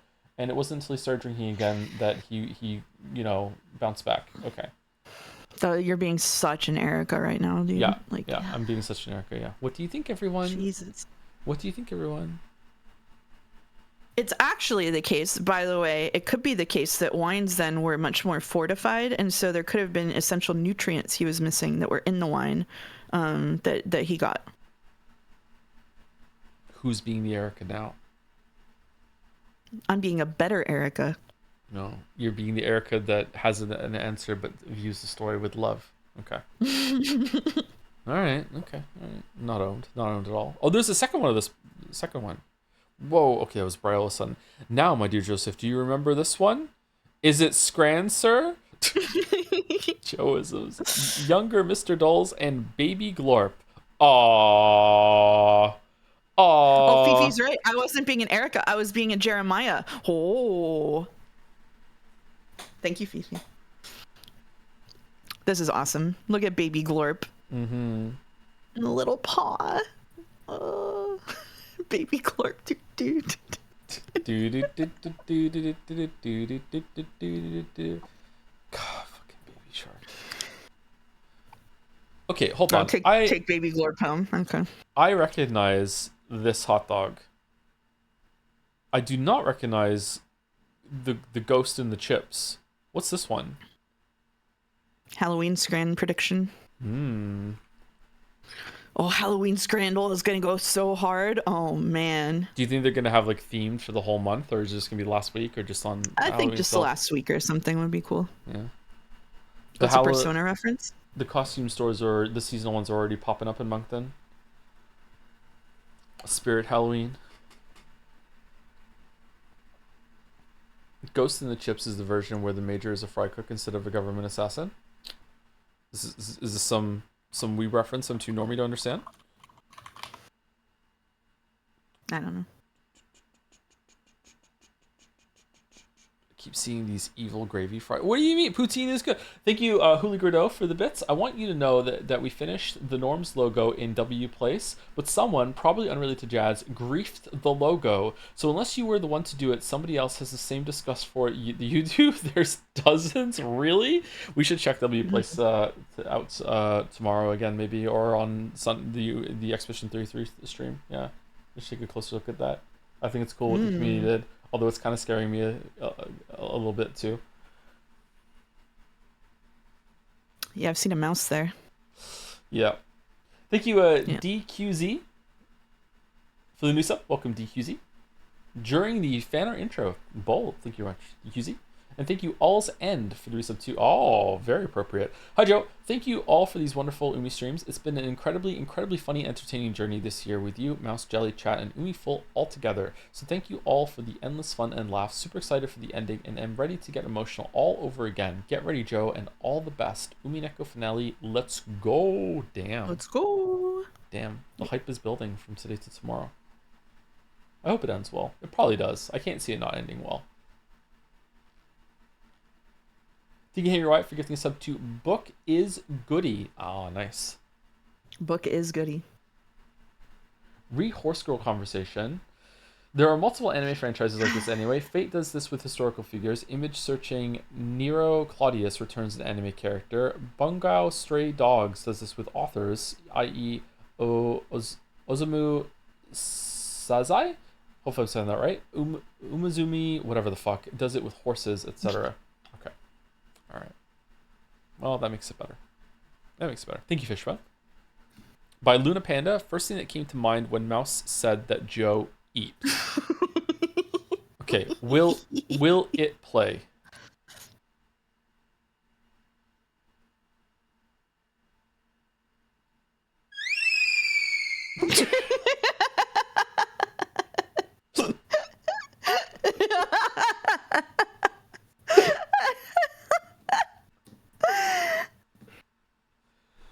Was it like that? It was like but lower pitched. It was like a very sharp inhale. It was like okay, I made a lot of noise. Like the end of a hiccup.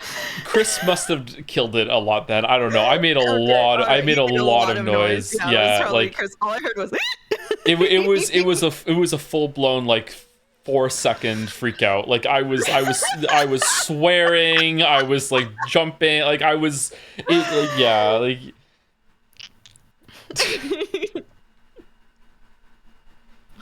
So many best noise 2025s missed. True. Yeah, I should be recording all of our private conversations. I don't want to stream peak. I don't want to do it. No, I'm bad at it. No. I'm worse at it than you are, so. No. We're so bad at peak.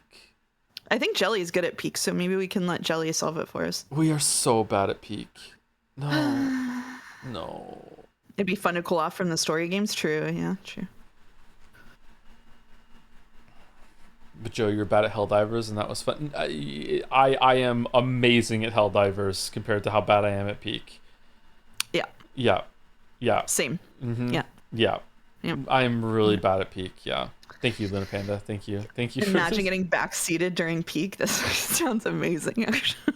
Okay. Oh, Nacob? Nathaniel? I see what you did. Drew this back after the first Persona 3 Reload stream and never posted it because life got busy. Feel like my thought process behind this one should be self-evident. Very true. Very true. Yes. It's a very handsome dog. It is, yes. Very Josie. Very Josie. Mm-hmm. Speaking of handsome dogs, what are you doing, Gatsby? Oh, he's out. He's not even answering. He's asleep. Thank you, Ipson13 for the resub. Hey, Joe. I'm sad I'll miss the finale live tomorrow, but I just want to say thank you, Mouse and Jelly and Greg and all the goats for this read-through. This has been one of my favorite Twitch experiences on this platform. Also, you just said it at point of writing, but yes, books equals good. Yes, books are pretty good. We love books. We love books. We love books. I don't think books are the best medium, period, but when it comes to having the best chance of like hitting you with like a life-changing sort of lesson or perception, I feel like books like will probably give you that more often than other ones. I think like video games and film can do it too, but yeah, like books can get you really dug in sometimes with someone. Can I give 2 book recommendations? Sure, go for it. If you want to read a book that was obviously very inspirational and also is very entertaining and a fun mystery, the Tokyo Zodiac Murders is probably one of my favorite mysteries I've read. I did a whole deep dive on like Honkaku and Shin Honkaku novels, which were the genre that kind of inspired Ryukishi to write Umineko, and he gives them shout outs in there. And I loved the Tokyo Zodiac Mysteries most of all. Warning, English major. That's true. I will also now do something that I said I would not do publicly, which is admit to my favorite book. My favorite book is People of Paper by Salvador Plasencia, which is a piece of metafiction that is not very well known, and it is an incredible book. It has beautiful prose and scratches a lot of the itches for metafiction. It's very like literary fiction. So if you're not used to reading, maybe don't dive straight into that. But it's an absolutely beautiful book. So the name of the first book was Tokyo Zodiac Murders. To follow up Mouse's wonderful suggestions, I will give you my basic bitch ass suggestion, which is if you've never really gotten into reading before, my suggestion is always going to be, I guarantee you that one of your favorite movies was based on a book. Go through like your top 10 movies or whatever, find one of them that's based on a book, and read that book. Or pick a movie that you've always wanted to watch that you know that is based off of a book. Read that book first, then watch the movie, and like see what you think. Going through that. Jurassic Park is based off of a book, for example. Like, yeah, you could do that. Yeah. For the anime lovers in the chat, the book that Howl's Moving Castle is based on is, in my opinion, way better than the anime interpretation, and has a couple of books in the series. So if you like YA stuff, Howl's Moving Castle is actually amazing. Diana Wynne Jones, who wrote it, was like just like a mainstay of young adult literature that is super literary and really well written and interesting. She writes a lot in like her forewords about how she based it on a lot of folklore and did a lot of reading into like myths and legends. And Howl's Moving Castle is incredible as a book. So, yep. I didn't know that. Wait, Drive has a book? Drive is actually based off of a Reddit comment. So you can read that in an afternoon, and then you can go and see how the movie stacked up to it. Thank you to Non-Scaled for the resub, the last one on my list. I'm going to miss tomorrow's finale, so I just want to give an early congrats on making it to the end of Umi Who Gives a Fucko. Oh no, I did say that, didn't I? And a sincere thank you for introducing me to this unforgettable story. I wouldn't be where I am now without it. Aw, damn. Glad you enjoyed it, Non-Scaled. Umi Who Gives a Fucko, so true. Mm-hmm. Umineko would have been better. We're already with the Nekos. Here they are. All right. Thank you, Nakeup. Lemonade.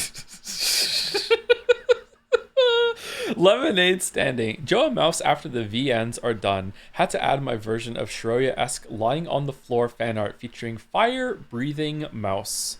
Seki Mega spoilers for the last one. The last one is Seki Mega. It's Jover. It's Jover. Next we can read Higura. No, we're not doing it. Suspiciously jelly-shaped Twitch chat. Mm-hmm. Jelly should read Higurashi on stream. Yeah, Jelly can stream Yeah, Higurashi. Jelly should do that. Yeah, that'd be a good. Yeah, that seems like a Jelly good, thing. Yeah. Good. No, because then I might have to come on and read some. No. Already said. Okay, good. All right, good. Okay, fucking You can hell. say no to that. Okay, yeah. No, I couldn't. No. Okay. I'll do no. Why would you say that out loud? Okay. All right. Well, I'm not going on there. Fuck that. I have boundaries. I almost said a Sekime spoiler. I need to pee. That's also a Sekime spoiler.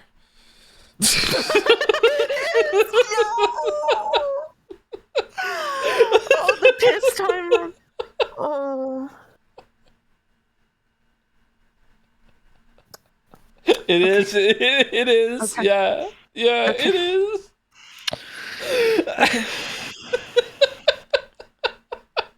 Okay.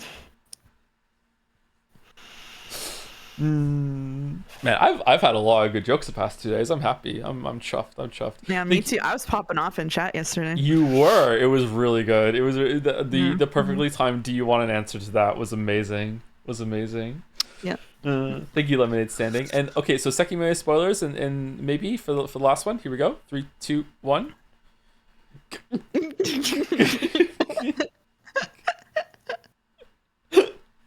Kate in the world of Kate's imagination. Kate in the realistic world of Ashia Tower. Made a little Sekimea meme based on the hilarious Kate scene. I'm gonna miss all the ridiculous scenarios they came up with. P.S. I had to look up the color of Sai's pants for this. Did you really? Holy shit. People in the chat are asking if I like Sekimea, and if it is a good stream game. I think at least the middle of the streams, we both had a lot of fun and thought the story was very entertaining, and I think it did make for some really funny streams. I think it has I think the stream quality and our feelings about the story, both of us, probably is on a bell curve. Would you say that's accurate? I would say so. Yeah. I don't know actually. What was the last two, like, were they entertaining for people? Maybe people like seeing us crash out. I'm not sure. Yeah, I don't know. Yeah, definitely for us and our feelings about the story, it's on a bell curve. Yeah, I know I do have, like, my success rate is probably a lot lower than a lot of people think. It's just that they remember the big morbs.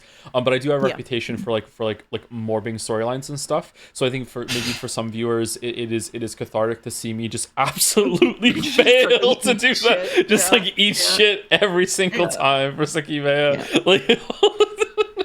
Like, I think there's only been maybe 2 things that I've gotten. Like, I actually think I've morbed more than you have. Yeah, I think you have. Yeah. That's rough. That's rough, buddy. Yeah. That's rough. I mean, I guess there's still time. Maybe. Yeah, we'll see.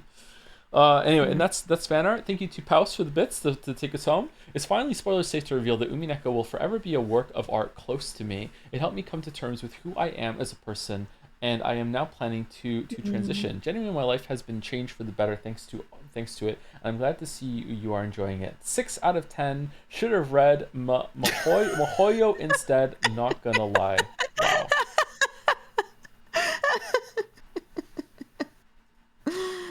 Wow. Wow. Thank you, Paus, and all the best. Okay, and now we get to play the game of, did Joe remember to launch in administrator mode? Yeah. And we should take a break before I start reading you, and then just kind of read till the end. Yeah, let me get Umineko on the screen though, if you don't mind. No, I do mind actually. You do? Okay. Yeah. Okay. I'm still doing it. Sorry, I'm still doing it. I have to scroll up past the wall of stuff I sent you about E33 to find the voice assignments for today. It's not even a bit this time. It was a lot. Yeah, it was a lot. I sent a lot of feelings.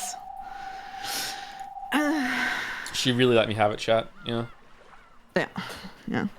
Read the E33 feelings. I could if you wanted. Okay. It would be spoilers though. Instead of going in, we should put some music on. I don't give a shit. Dead Angle has become one of my favorite tracks of anything ever. It's so shit. good. Oh man. The vibe immediately. Okay. Whoa. Can we hear it? No, we scrant if we're me.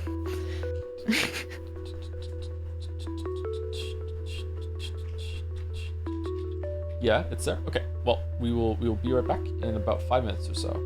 Muting in 3, 2. I don't know why I'm doing a countdown.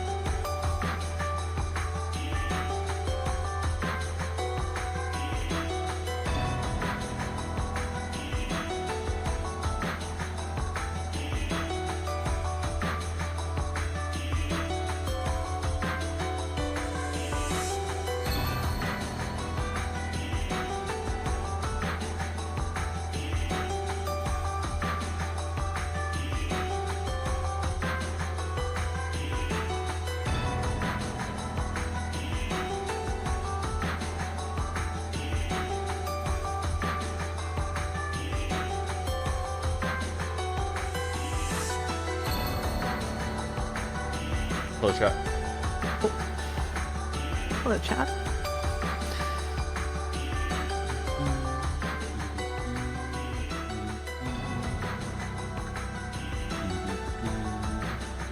I love this song. It's such a good song. I was listening to it by itself a couple days ago, and I can't hear it without thinking of like without picturing Rikenjima with the rain coming down, like and like the narration or even just Battler just being by himself being like, wait, what the fuck is going on? That's like it's such a good track. Oh, someone put a marble in. Uh-oh.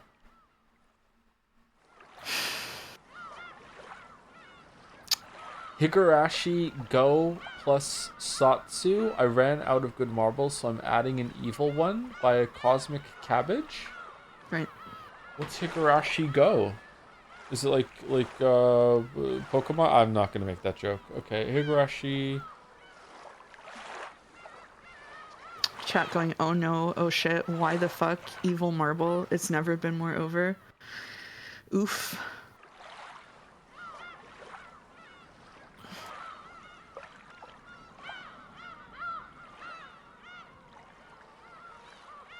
Higurashi go to the polls.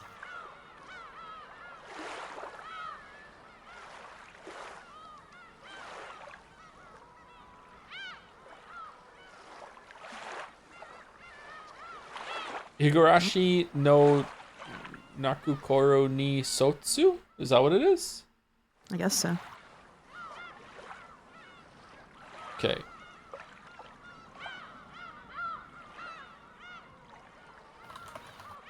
Rika Furude and Satoko Hojo are best friends who have lived in the small village of Hinamizawa for their entire lives. Alongside their other friends, they spend every day together and every moment is filled with fun and laughter. However, as Rika and Sotoko begin to grow older, a life-changing opportunity presents itself to both of them. Rika is determined to follow her dreams and wants Sotoko by her side.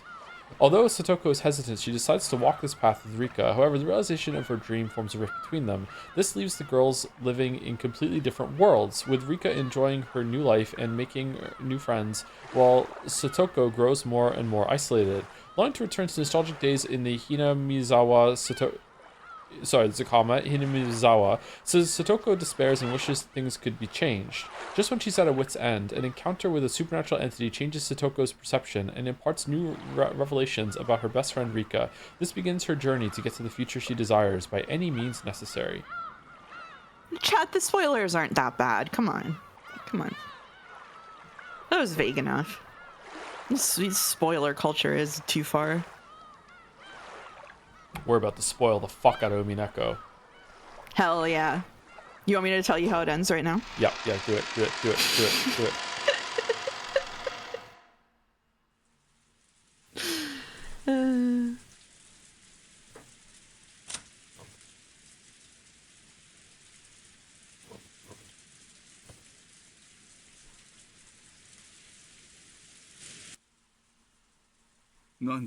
Is it with a question mark, a period, or an exclamation point? All So, three. There's no more new characters. See, it's a completely even 3 even rows. There will be no more new characters added. Oh, We're good. Well spotted. Or they add 3 new characters. That would be crazy. Or they add like 20 new characters, or however far across that is, just at the end to fuck with you. Fucking hell. Okay, can we hear it? No, we can't. Okay, we're -4. I might have to tweak this in a second. Okay, let's see. Joe's reaction made me fucking lose it. Wait, what? What? What'd I do?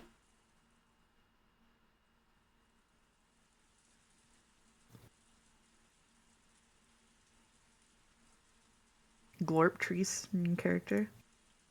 Glorpatrice.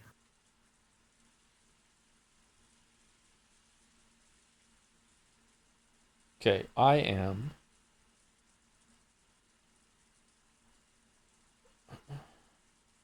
That is a weird way of of writing that voice assignment. What do you mean? What do you mean? All right. There's no new characters. It's fine. All right.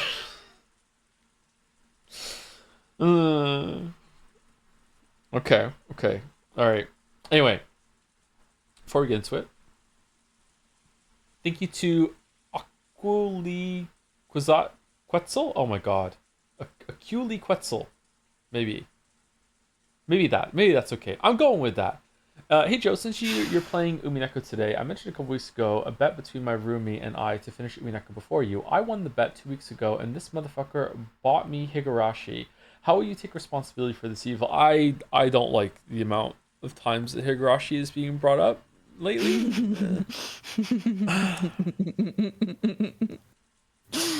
I finished episode 5. I'm over halfway. Good job. I'm never doing it. No, never doing it. Never, ever. Thank you, Kever Clorung, for the resub. Golden Rose Bouquet for eventually not dropping this odyssey of a story.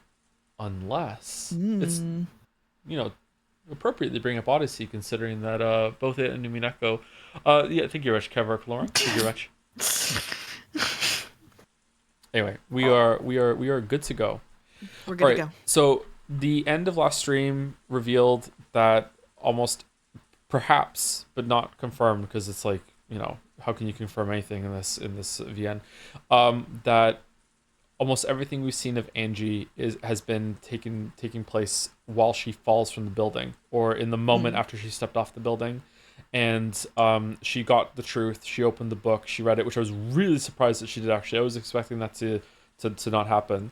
And then because of that, because Bern Castell made good on her promise, she then returned to reality and fell and died in the magic realm.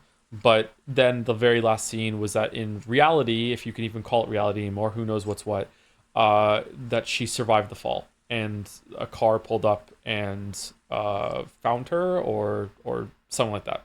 It's unclear, but that seemed to be what happened. Is my summary of that in the realm of being correct, Mouse? Yeah, more or less, probably. Okay.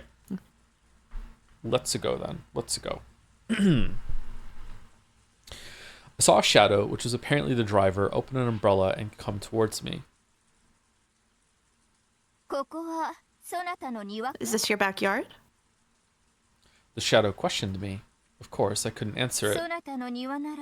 If it is, then I must apologize. Yes, on a day with such fine weather, anyone would want to take a nap in such a lovely backyard as this. And yet, unless my memory fails me... So how is the sound? I know it was just Mouse speaking so far, but that should be around the same for me. Do we need to turn up or turn it down, or is it good? It's good? Okay. Good. The shadow crouched down and looked into my face. It was a woman. This is a public highway you're sleeping on. Do you want to become roadkill? Or maybe you already are roadkill. Well now, which is it? I clenched my chest. I felt I needed to answer somehow and communicate my intentions. So finally, I managed to let a short groan escape my lips. I see. So you aren't roadkill yet. And that was how I met Ikuko? Ikuko. Ikuko.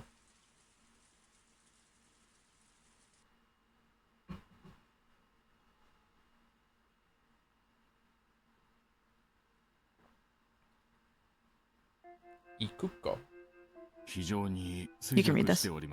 The patient's body is in a very frail condition. Some sort of memory loss is very probable as well. We won't know for sure until a CT scan, but there may even be brain damage. It's lucky that damage is all we have to deal with. Any longer in a spot like that and it would likely have been much worse. True. In any event, I recommend getting this checked at a large hospital. Thank you, doctor. Please keep this off the record. It may not be much, but here's some money for your troubles. See no reason to speak of this needlessly, but no, I couldn't possibly accept that much. In the end, the doctor took the money and swore to keep quiet about the matter. Yeah, of course. Eventually, Hachijo returned. Oh, you are awake. How do you feel? I nodded weakly, letting her know that it wasn't so bad for now. But where is this place? A room I have absolutely no memory of in a house I don't remember at all. And first and foremost, here's a woman I've never seen. Okay, there's some perception fuckery going on. Okay. To start off, let me introduce myself. I'm Hachijo Ikuko. Feel free to casually call me Ikuko, or act more formal and call me Hachijo-san. Hachijo Ikuko. The Hachijo family owns a large amount of land and is fairly famous in these parts. Unlike my accomplished brothers, I'm what you might call a little eccentric. I got into a bit too much mischief, and my parents finally ran out of patience and kicked me out. I'm now confined to this house. As a hobby, I like to read detective novels and also to write them. My age is a single woman's secret. My heart is that of a girl, but I'm approaching the point where calling myself one becomes increasingly absurd. Mood. With the haze my mind was in, it was extremely hard to make out what she was talking about. However, I was able to pick up on the fact that she was trying to cheer me up. So what's your name? My name? Logically, I know that being a human, I must have a name, and I do have the feeling that I did indeed have a name. However, no matter how hard I tried to remember what it was, it just made my head hurt. Can you remember anything besides your name? Who am I? My head. No, even my heart was a mess of torn flesh, and I couldn't remember a thing, not even who or what I was. But I must remember. I had some kind of purpose, or maybe a mission. In order to remember that, I first had to remember who I am. Who am I? What is my name? Where was I born, and what was my birthday? I need to remember something, anything.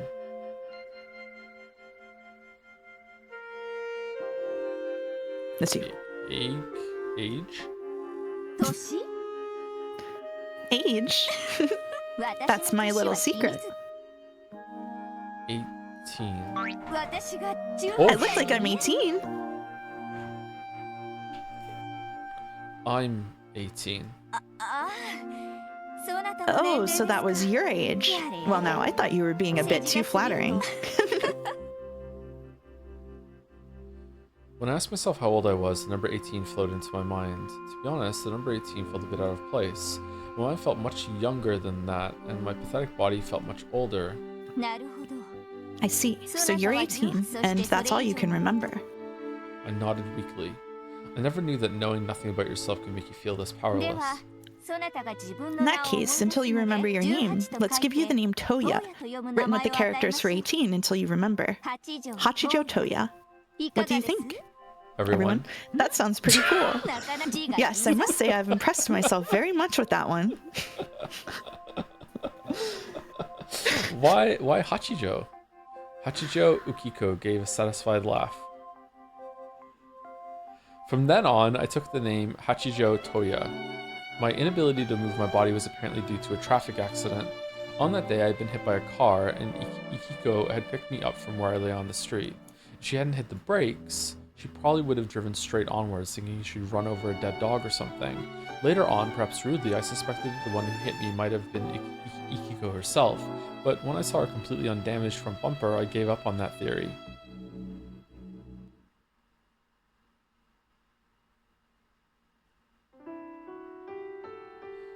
Hachijo Ikuko, it's so hard for me to say, lived in a small but lovely mansion on top of a small hill in a village with a view of the sea.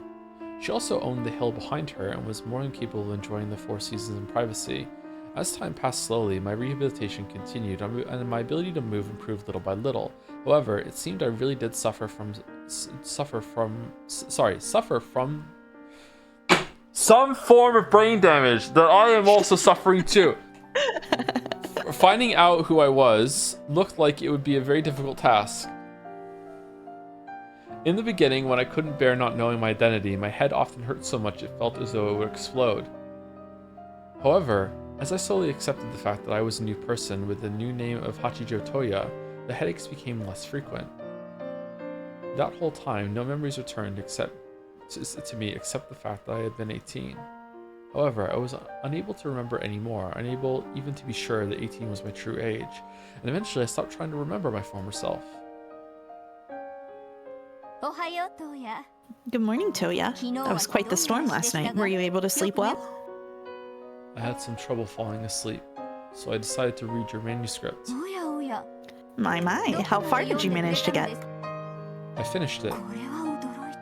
Now there's a surprise. You managed to read through all that in a single night? I was surprised too. Once I got into it, I'd finished before I knew it. It was like I was just skimming it, or maybe like I was taking in each page with just a glance. Sounds like you have some talent at speed reading. So how was it? What did you think of it? I liked it a lot. Still, if you don't explain that part about the ocean currents a bit more clearly, it might be a little unfair for a detective novel. But I thought it was great that you had the foreshadowing with the ring right there at the beginning. After I finished, I had to go back to the beginning and slap myself for being so easily tricked. I think giving people that feeling is what detective novels do best. Hmm. Did I say something to offend you? If I did, you have my apologies. Of course not. Why are you apologizing? I'm just shocked, that's all. Your detailed opinions are worthy of praise, I believe. It seems you have some talent as a critic, or a detective novel writer too. A detective novel writer? A critic? Me? From across the fog of oblivion, I seem to remember myself fighting and arguing about mysteries or something like that. That way of fighting, which I must have learned in the past, sent a surge of excitement through me. Mystery. Fighting. My head hurt. I took a painkiller and swallowed it with fresh water brought from the well. Who am I really? You're Battler. You're Battler. They're doing it. They're doing it. It's Battler. It's Battler. We're Battler. They're being fucky. They're Battler. Are they really doing it? That would be really good. I would really like that.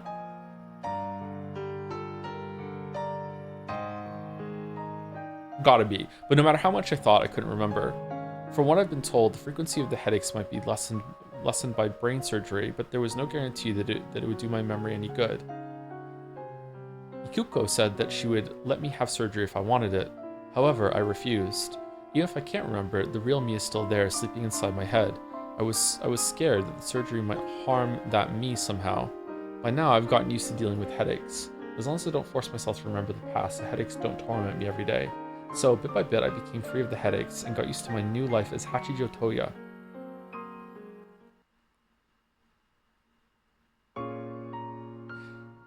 Oh, this one! Gradually, my interest shifted from myself to Ikuko. This gives me like Final Fantasy VI vibes, this song, for some reason. Hachijo Ikuko, a very strange woman. First off, she was apparently the daughter of a very well-off family, just as she had said. However, she was considerably eccentric, and the various mischievous incidents she spoke of had apparently gotten her within an inch of being disowned. It would be classic battler luck to, like, I don't know, like, just fucking swim from the island, Lamayo, and like collapse exhausted in the street and just be picked up by some like eccentric novel writer mystery mommy. Like what the fuck? As a result, she had been given this house and had been ordered to live here quietly and alone. She had never been a particularly social person, so she happily accepted this new state of affairs, living however she pleased with servants to take care of her. I meant to say sugar mommy, but like I just forgot. No, it's worse. She had no friends. No one ever came to visit. When I wasn't around, she only ever talked to an old black cat she kept as a pet named Burn. I don't know her real age. She doesn't seem to be too old to marry yet, but with an isolated life like this, she isn't likely to meet people.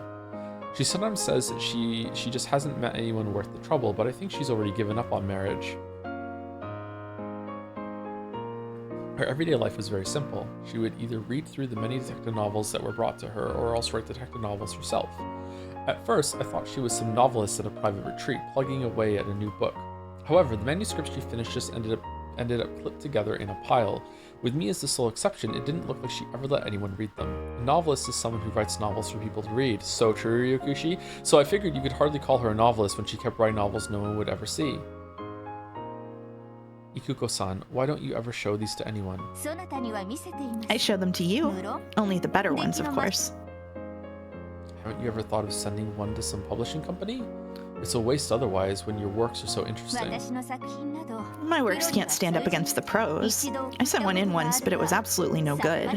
I understand my position. This is just an amateur's pastime. I don't think amateur is a fitting word for someone who's so well versed in detective novels from all times and all across the world. Being a big eater doesn't mean you'll make a good cook. Reading every detective novel you can get your hands on is no guarantee that you're a good detective novelist. That's how it is. That's why this is nothing more than a pastime. Is it really fun to write novels that you won't show to anyone? It used to be. Once. What about now? I like getting to hear your opinions. At any rate, I've finished writing the chapter. I'll go make some tea, so would you mind reading it again and sharing your thoughts with me? How is she suddenly cute? Saying this with a smile, Ikiko thrust a pile of manuscript paper at me. I'm convinced that whether you read detective novels or write them, they're boring if you're all on your own.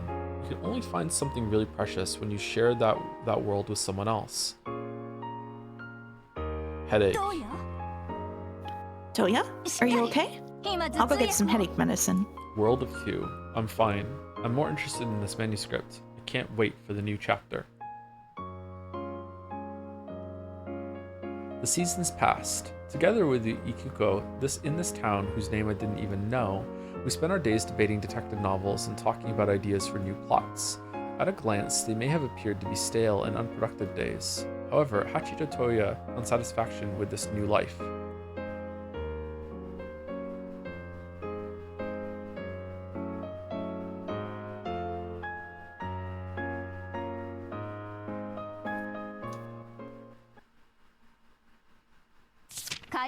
And so, the curtain closes on this strange tale of Kurokubi Island. The end.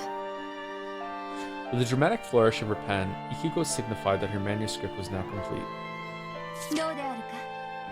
What do you think? I tried using your plot to make Tsujiko's tragic love scene at the end a bit more moving. I think it's very good. I'd say the last farewell is sad enough to make it moving as a story, not just a reasoning puzzle. That's all thanks to your plot. Compared to this work, everything I've written before now is worth little more than scrap paper. Even as I was writing it, I was excited to be the first person in the world who got to read it. I've never felt that before. Ooh. That's a very interesting situation to be in. Okay, I just mentioned some ideas. You're the one who turned them into... I've thought about that before. Like, have you ever like thought about like a band like writing their masterpiece, like Queen, like going through the process of creating Bohemian Rhapsody? Like, did they know what they were doing? Like in that moment, I bet a lot of them don't. Some of them too. I've heard that sometimes people are like, they're writing their masterpiece and they're like, I just knew this was the one. I just knew that this was going to just be like an amazing thing. But other times they're like, yeah, we had no idea. Like it was kind of trash. I think it depends. Like, for me, I do like two kinds of writing. One is like inspiration struck and like I know it's good. Like when I sent you the one thing that I wrote that I had written in like one sitting that was an opening for something I was writing, and I was like, I know this is a banger while I was doing it. But for some stuff, I think that I spend so much time like constructing it, and it's very planned instead, that I get lost in the weeds and I'm like, I have no idea if this is good or not. And sometimes it is and sometimes it's not. So I think those two different modes contribute to that for me. I think the worst possible permutation of that is that you write something and you're like, I know this is a banger, and then it's not. That would be yeah. I just mentioned some ideas. You're the one who turned them into such a fascinating story, Ikuko-san.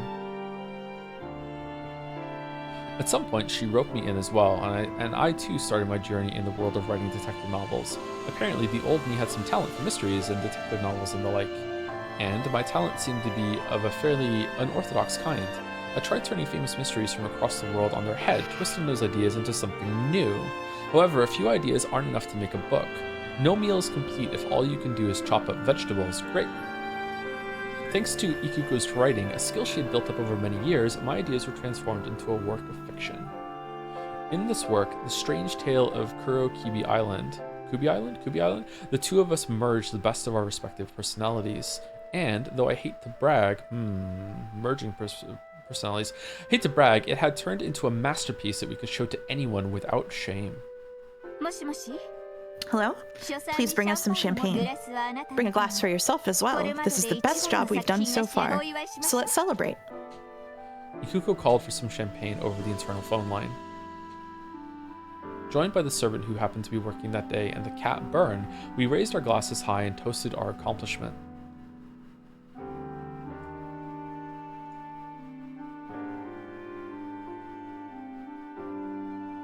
Ikuko-san, I have an idea if you don't mind. Let's hear it. I love hearing your ideas as long as I'm not in the shower or on the can. Why don't we try submitting our book? I've never read anything this interesting before. I'm sure lots of other people will want to read it. Is she keeping him hostage? It does have like vibes of Misery, doesn't it? You think so? I've tried once in the past thinking the same thing, but the result was... I believe in your talent, Ikuko-san. What about you? Of course, I believe in your talent. Then it's decided. To Ikuko-san's big debut. To Toya's big debut. Oh, we clinked our glasses once more, and on it went.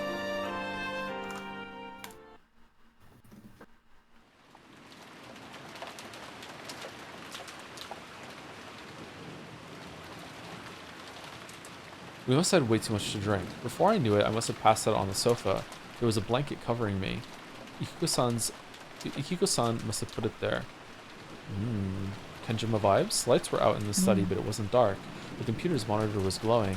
Outside, it had started to rain. It reminded me of the day Ikuko-san had found me and took me in. Because of that, whenever it rains, I find myself wondering who I was, and I usually get headaches. So I wasn't sure whether the pain was because of the rain or because I drank too much. Ikuko-san, turn on the lights. Using a computer in the dark is bad for your eyes. Is it? Oh, did I wake you up? No, I slept well. I feel refreshed now.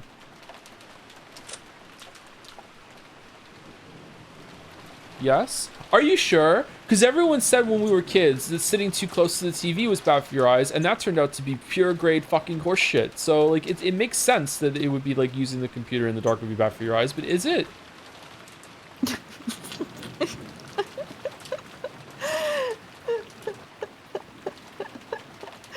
That was also true. It's not true. That's not true. This is bullshit.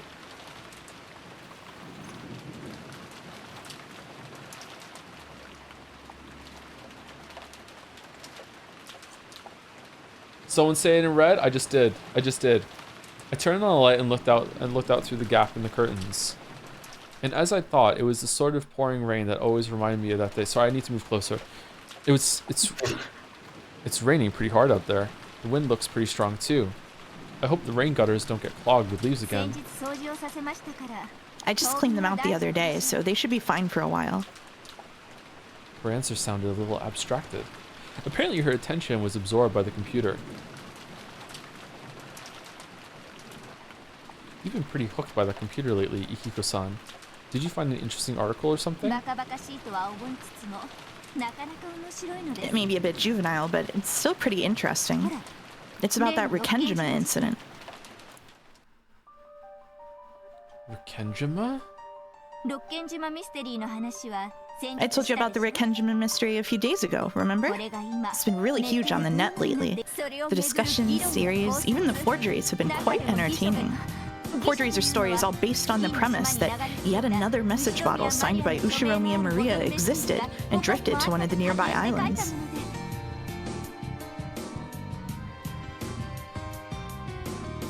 Kiko kept showing off her knowledge of the subject.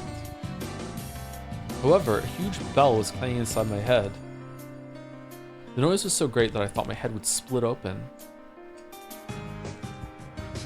Unable to tell what was the floor and what was the ceiling, I crumpled and clutched at my head. Toya, are you okay? Daijobu, my head hurts. The Rikenjima explosion accident. The many disquieting rumors surrounding it. The scheming of the relatives who were after Ushiromiya Kinzo's vast wealth and the hidden gold. And the truth? Ushimiya Ava, the sole survivor, said nothing. Eventually, everything would be inherited by the granddaughter, Ushimiya Angie, who escaped harm because she was absent on that day. Angie, Ushimiya Angie. I am Ushimiya. Yeah! No good. My head's getting split open.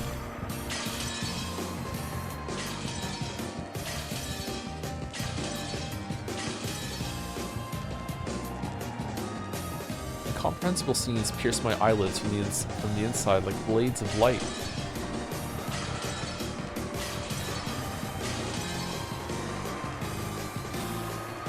Just what am I looking at? Who are these people calling to me, but not by the name Toya?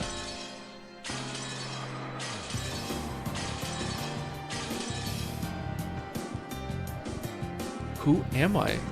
Who are these people? What is this memory? Help me, Ihiko. Someone else's memory is hurting me. My head's splitting.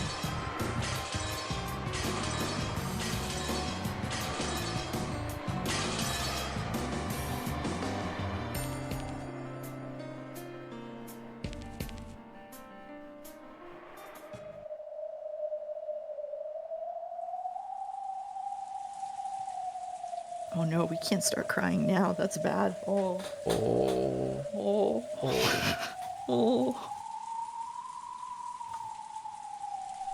I could hear the sorrowful sound of wind. And that must be rain. Who was I again? I am Ushimiya. Angie!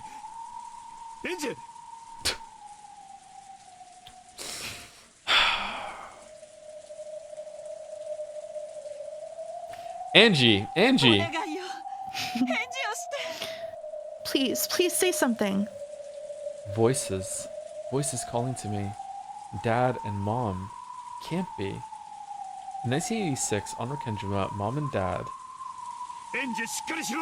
Angie, hang in there. Can you hear Daddy's voice? Please say something. Angie! Dad, Mom. I'll say it out loud. Dad, Mom. Angie, thank goodness. I could feel my body being lifted up firmly and hugged roughly.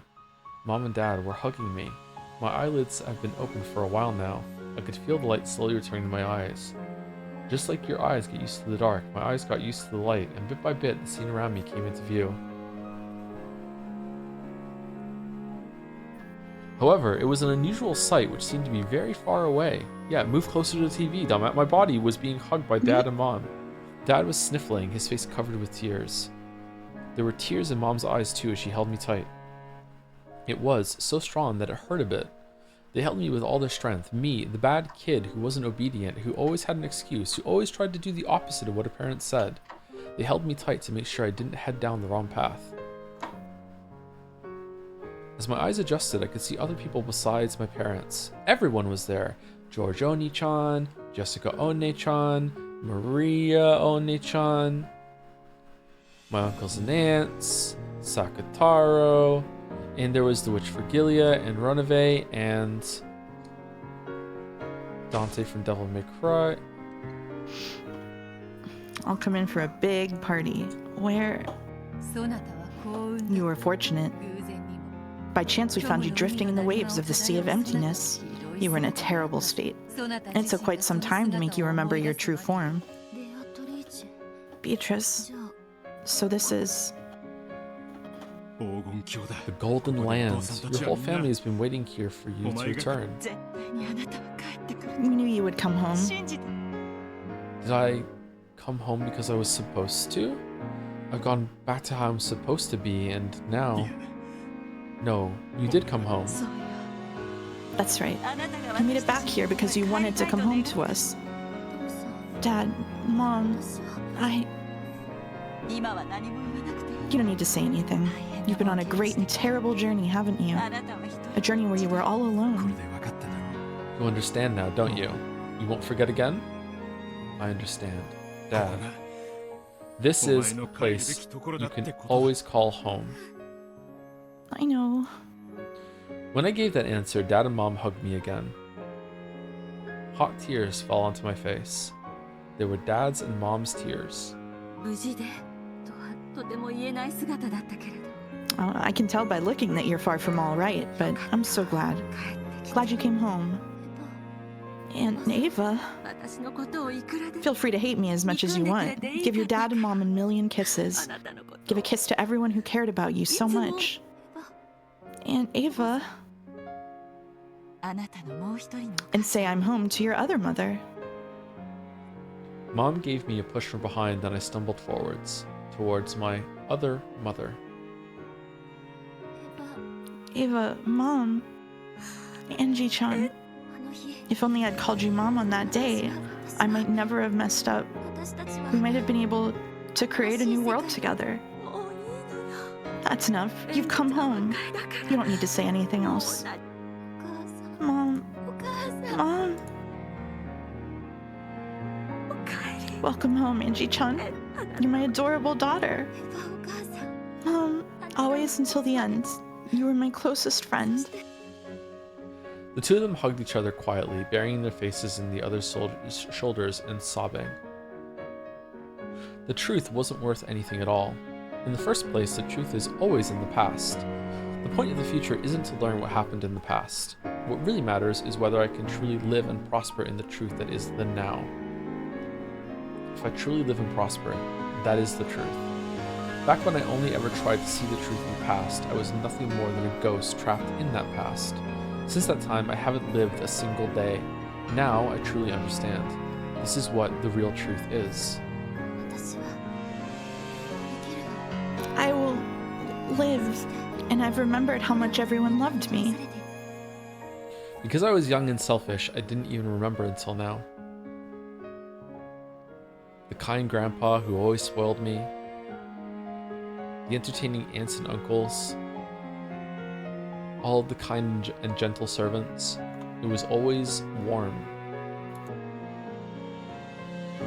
And yet, because I was young and cruel, I never tried to remember any of that. Everyone got distorted by my irresponsible imagination, and I completely forgot the truth. Now I can remember clearly, and I understand. That Halloween quiz party certainly was an illusion. It never happened. However, didn't we do all kinds of fun things when the relatives gathered? Things that were no more or less fun than that party?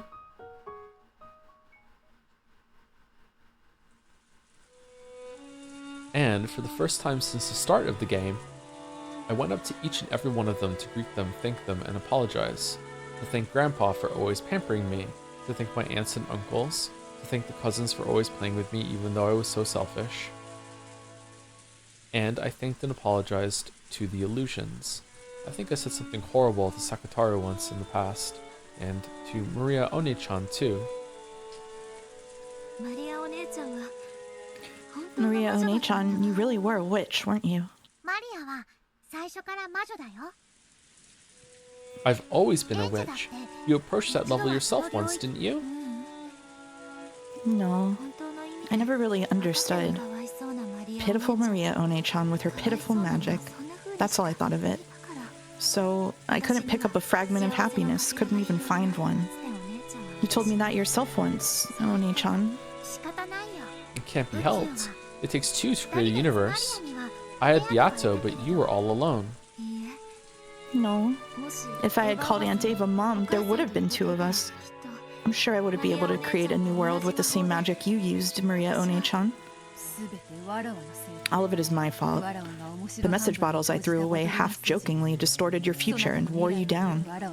I bear responsibility for that. Yeah, seriously. It's all because of your message bottles.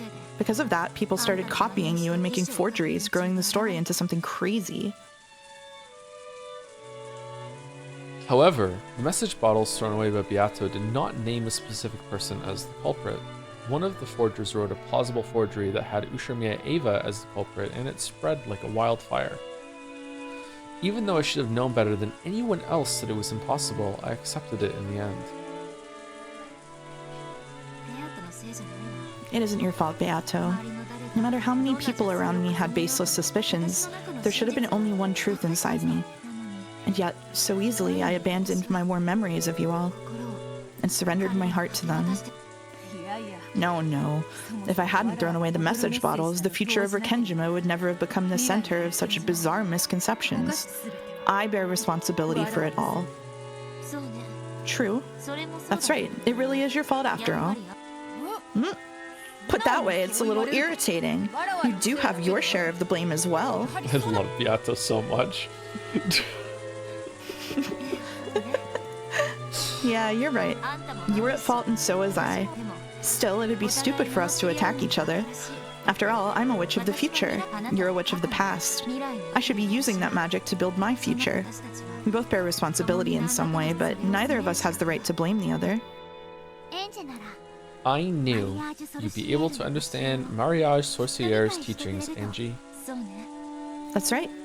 As the final member of Mariage Sorciere, it's my responsibility to pass on One-chan's magic. My magic can make everyone happy. Indeed, you have both pure magic and wicked magic at your fingertips. That's true. Magic can change completely depending on your heart. If you aren't properly guided, you can't use magic properly. And proper magic can bring people happiness.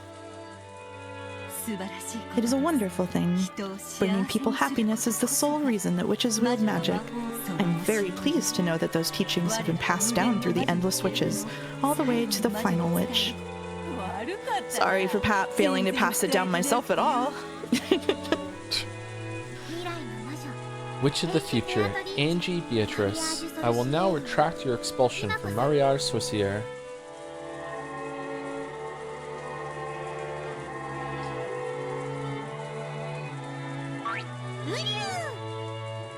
Ryu! I knew Angie would come back. Congratulations, Angie-sama. I thought I knew what the time we spent. I thought I knew what the time we spent traveling together meant, and yet Sorry. I'm so sorry. Witches cannot create a universe unless there are two. In the future, you will be alone. Will you really be okay? Yeah, I'll be okay. I'm not alone anymore. I'll live with everyone, and I'll live in the future. I swear to keep living so that I can pass on the magic of Mariage Sorciere. Maria One-chan's magic has saved me, too. There are a lot of people out there who need magic. As the final witch of Mariage Sorciere, it's my duty to teach it the right way and save as many people as I can. Will you truly be able to do so? Of course, I have the power to do it.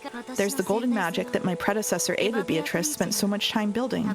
I've inherited all of that, right? Well, if only my health had held out a little longer, I was planning to spend all of it on myself. Giggle, giggle, ha ha ha. As Angie laughed, tears poured from her eyes again. Everyone surrounded Angie with their kind, warm smiles. And then a ship burst through the dimensional rift, and Erica said, "Fuck you all, I'm here to ruin it." Battler stood alone in the Rose Garden maze, letting the rain quietly fall on him. After searching for some time, Angie found him. Oni-chan. Angie, who was feeling guilty, sensed anger in her brother's expression. So she thought he was going to hit her. She shut her eyes. However, her brother touched her softly. He patted her head gently. Hey. The truth wasn't anything important, was it? No, it wasn't. Even though you were here waiting for me to come home in such a warm world, I had my back turned the whole time. You learned the truth. Yeah. So, any hopes you had of someone miraculously surviving and coming back have been crushed. However, you now have a new mission, a hope for living in the future. You kept that precious hope safe for me. I was the one who opened the box and let it get away. It turned out worse than Pandora's box. A truth I didn't need to know flew out of the box, along with all my hopes, leaving nothing inside but empty space. That's okay. It's open now, and that's that. If it's empty inside, that means it won't fester. After all, false hopes can sometimes bring you pain. Battler laughed heartily. Then, with that same smile on his face, he told her, "We're already dead." Yeah. You've lived 12 years on the hope that we might still be alive. Not anymore. That's over and done with. Yeah, I know. Starting now, I'll step forward into a new life. Beato put Rikkenjima in the cat box. The next witch and Ava guarded the lid of that cat box her whole life. You, the witch after her, opened that lid. But so what? Why does the truth of the past matter? Yeah. From now on, I'll truly live. And I'll make my own personal truth prosper. Good luck. Final Witch of Mariage Sorcière. I've read Maria's grimoire. It's a great book with some really good stuff written in it. Even the Bible needs a translator. The ego of a writer. So Maria's grimoire probably needs one too. You'll be that translator. You've got to teach kids who are in the position you once were. That's your mission as the new witch of the future. Yeah. I'm gone, but I'll always be behind you, watching over you. I know. And not just you, everyone else too. All of us will love you forever. Don't forget that. I won't forget. Not ever. And that's for certain. Angie leapt into Battler's chest and sobbed. Humans are sad creatures who can learn, but not unlearn. She had already learned. It may have been a cruel, terrifying, merciless thing capable of destroying even the miracle called hope. However, there was still one tiny fragment left gripped in her hand. Her family's love. If she can just remember that and hold it tight, then surely Angie will live on. She'll be able to stop before taking that single step into nothingness. Also, the Rikkenjima cat box hasn't been opened completely. You've just taken a peek at what's inside, so you must be the lid yourself. And this time, you'll protect everyone inside the cat box. Me and Dad and Kirie-san, the cousins and the uncles and the aunts, grandfather and the servants, and all of the illusions. Yeah. This time I have to protect everyone. Then shouldn't you hurry up a bit? The sound of popcorn being eaten rang out from beyond a rose bush. Where's Lambda Delta? I think you know this already, but Byrne is just about to hold a big party for the Book of the Single Truth. She's gathered beings from heaven and from hell, from the spirit world and from parallel worlds. If she announces what's in that book in a place like that, it'll all be too late, won't it? I'm going. I gave Byrne Castle that key. It's my responsibility. I'll go and take it back. The city of books, huh? But there's no way for us to get in. There's a barrier around that place. She gave me this. With it, I can come and go as I please. What an idiot. She forgot to collect it when she threw me away. Angie fished through her pocket, and there was a jingling sound. It was a bell with a blue ribbon tied to it. That's it. One of those temporary entry passes that you get when you turn in your invitation. As long as you have that, at least one of you will be able to get into the City of Books. Well, as long as someone takes you across the Sea of Fragments first. Lambda Delta, take me to the City of Books. Angie. This is my way of taking responsibility. I'll see to it that the Book of the Single Truth isn't made public. Are you serious? That place is a den of monsters among monsters. Now that you've lost Byrne's protection, you'll be weaker than a fly. Squish. The end.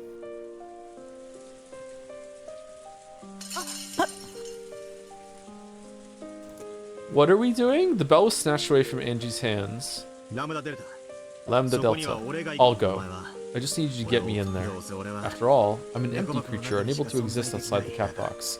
Angie, on the other hand, must live on into the future. And you're a person with a future too. So I'll go. I have nothing to lose. No, this is my responsibility, my way of making up for what I did. If I don't do it myself, the future won't change at all, and I won't be able to save any future cat boxes.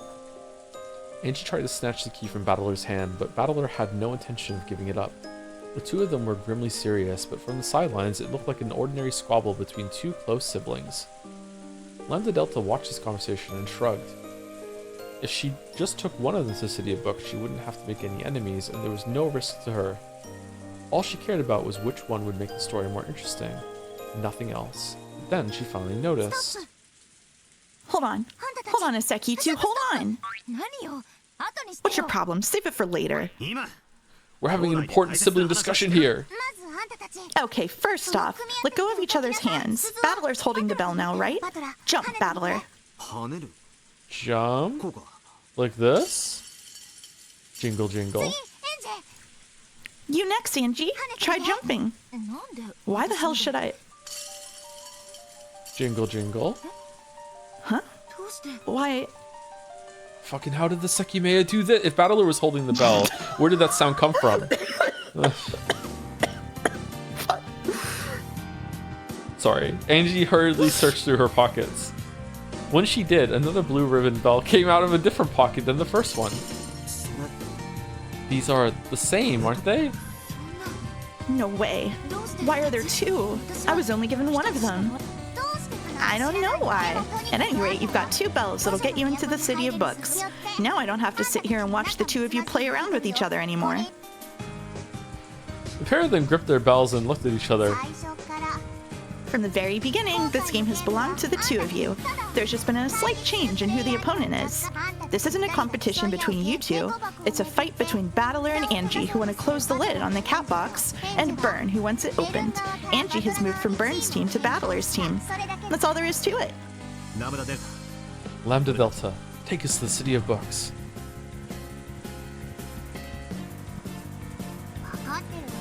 Okay, I'm just taking you there, got it? After that, I'm done being anything but a spectator. I just want to have the best seats to see exactly how you fight, what you do, and how Burn makes mincemeat out of you all. Lambda Delta, thanks.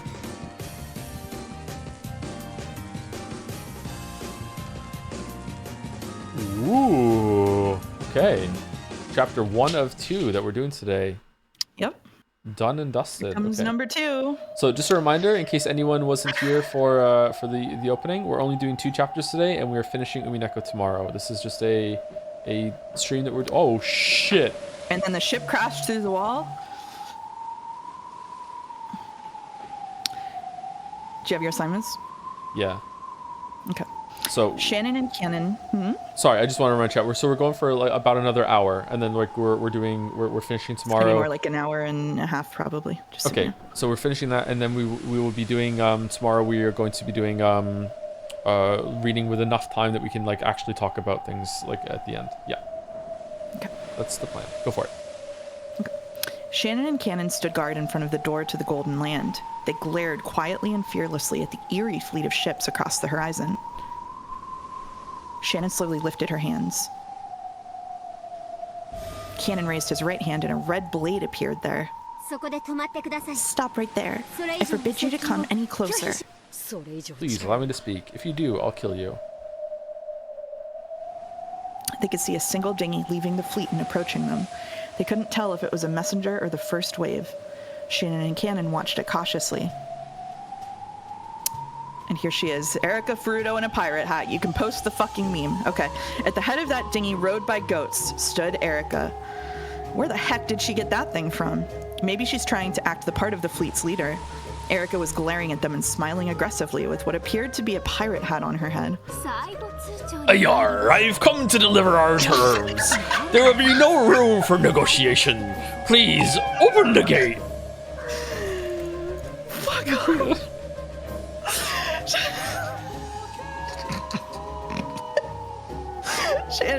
Shannon and Cannon looked at each other. Erica was the one... Oh god, my computer's doing the thing. 1 second.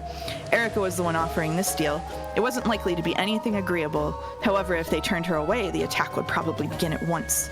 Since they were in a firmly inferior position, they wanted to buy time by any means they could. At Shannon's nod, Cannon erased his sword. I used to work at Blizzard. The Golden Land was filled with a hard downpour accompanied by occasional thunder. Erica, who realized that this weather spoke for their emotions, smiled even more boldly. At the center of the Golden Land was the arbor surrounded by the Golden Rose Garden. A large number of humans and illusions were there, arguing about something. The music. Even without asking, it was easy to guess the nature of the debate by their anguished expressions. After all, in this life or death situation, they didn't have many options they could take.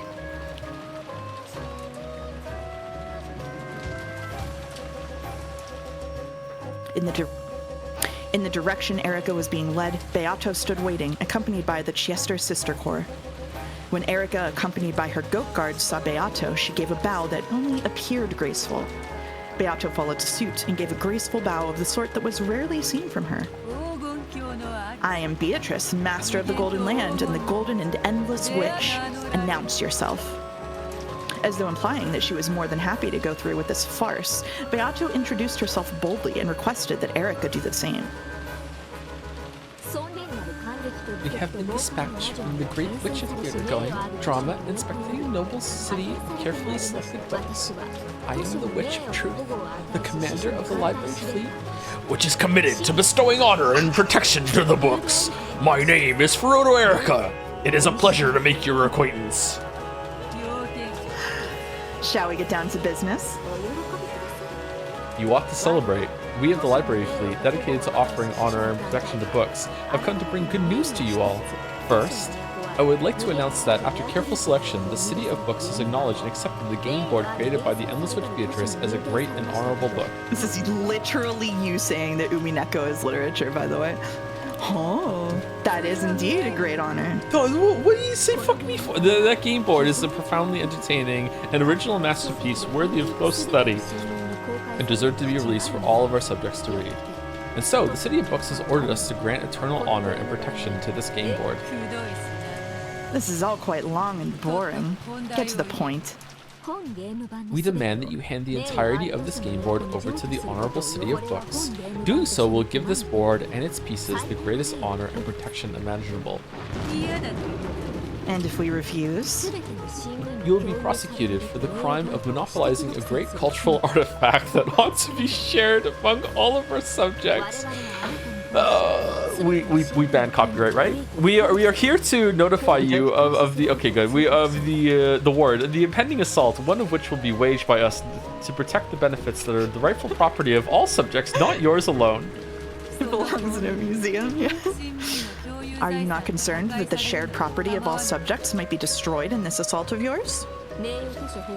According to the Great Library Protective Regulations, when a criminal guilty of monopolizing of a cultural artifact raises that objection as you have now done, the executed fleet may prioritize arrest over its protective duties as long as they obtain permission from the Great Court. Of course, we have already obtained the Great Court's written authorization. I imagine the word arrest is closely followed by dead or alive, am I right? My, I'm impressed that you can read those tiny letters. Now, enough fooling around. Let's hear your answer. What do we have to gain by accepting your conditions? Both of us will be saved a troublesome task. Furthermore, your brave and noble acts will be recorded as a glorious final chapter in the City of Books. You do understand, right? You have no chance of winning. This isn't even a fight. It's just you sitting there at the bottom of a well while people throw stones at you. So you claim that I have the power to choose nothing except how the library witches will record my final moments? The rest depends on you. If you treasure this game board, you ought to surrender.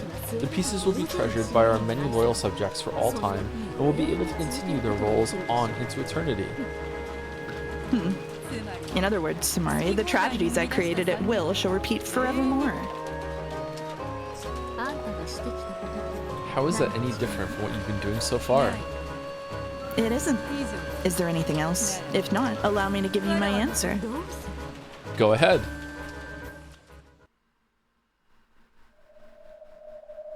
Erica tensed slightly. After all, this was the great Lady Beatrice she was dealing with. She might shout, "Here is my answer," dramatically and do something crazy. Kick her in the crotch. They say a cornered rat is the most likely to bite a cat. Furthermore, Erica had intel telling her that the great Lady Lambda Delta, Witch of the Senate, had been spending her time inside the Golden Land, though only as a theater goer. Erica needed to carry out this noble task that her master had assigned her, and she had to carry it out perfectly. If she was honest, she wanted to make Beato raise a white flag, even by trickery if necessary. So, even though this was a farce, she held back from giving any unneeded provocation. She gulped and tried to size Beato up. And then, with a pathetic expression on her face, Beato let out a sigh. I'll be honest. The truth is, I am tired. What do you mean by that? My game had already achieved its purpose when my fight with Battler ended, and yet, for various reasons, the game has repeated several times since then. To be perfectly honest, I'm tired of it. What? I mean, yar. To be honest, that isn't the answer I was expecting at all. So you want to surrender? Really? Simply put, I don't care either way. It doesn't matter whether I surrender or whether we're vanquished by you. I simply wish to have the curtain closed on this game board and tale, regardless of who does the deed. Of course, that was a lie. She knew she couldn't win even if she fought. For now, their best option was to play for time. They would fix Erica's attention to this spot, and during that time, Battler and the others would steal the key from Burncastle while she was completely off her guard.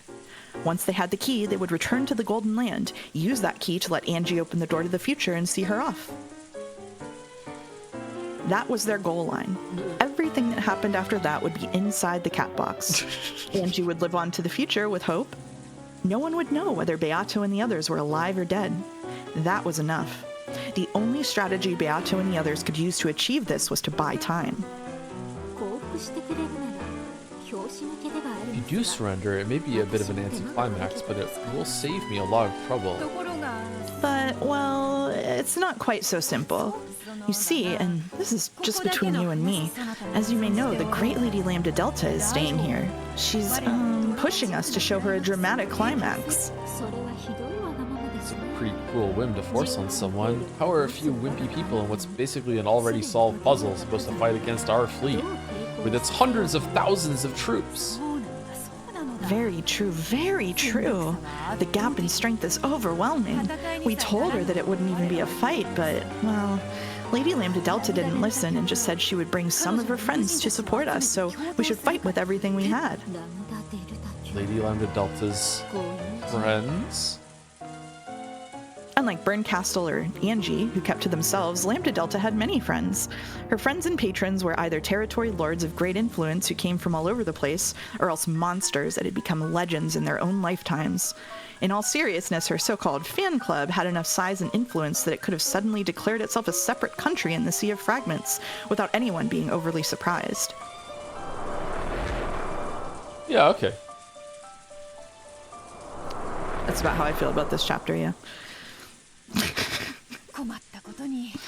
This is quite a problem for us, with Lady Lambda Delta all ready for action. Without any regard for us, she keeps calling up friends and acquaintances on the phone from all over the place, telling them to come over. Of course, this was all a lie. Lambda Delta had turned into a small candy comet and was now shooting toward the City of Books with Battler and Angie in tow. So to make sure that Lambda Delta and Battler's absences were not noticed, everyone was crowded around the arbor pretending to argue furiously with each other. Battler-sama, give us your decision. We, the Seven Sisters of Purgatory, are prepared for death at any time. Firmly opposed seeking a last stand that would lead to our deaths. What could possibly be gained by dying? How can you be such a coward? It is inconceivable that we should live on in shame as prisoners. There are times when the mere fact of being alive gives one opportunities. Yes, indeed. A short temper makes a bad leader. Half of chat doesn't even know that you just owned me. Battler, if you call yourself a man, now's the time to act like one. The great Lambda Delta-sama is even willing to help out, right? I agree. There are times when a man has to make a tough decision. In many cases, the timing of a decision is more valuable than the decision itself. If we surrender, they might not be violent.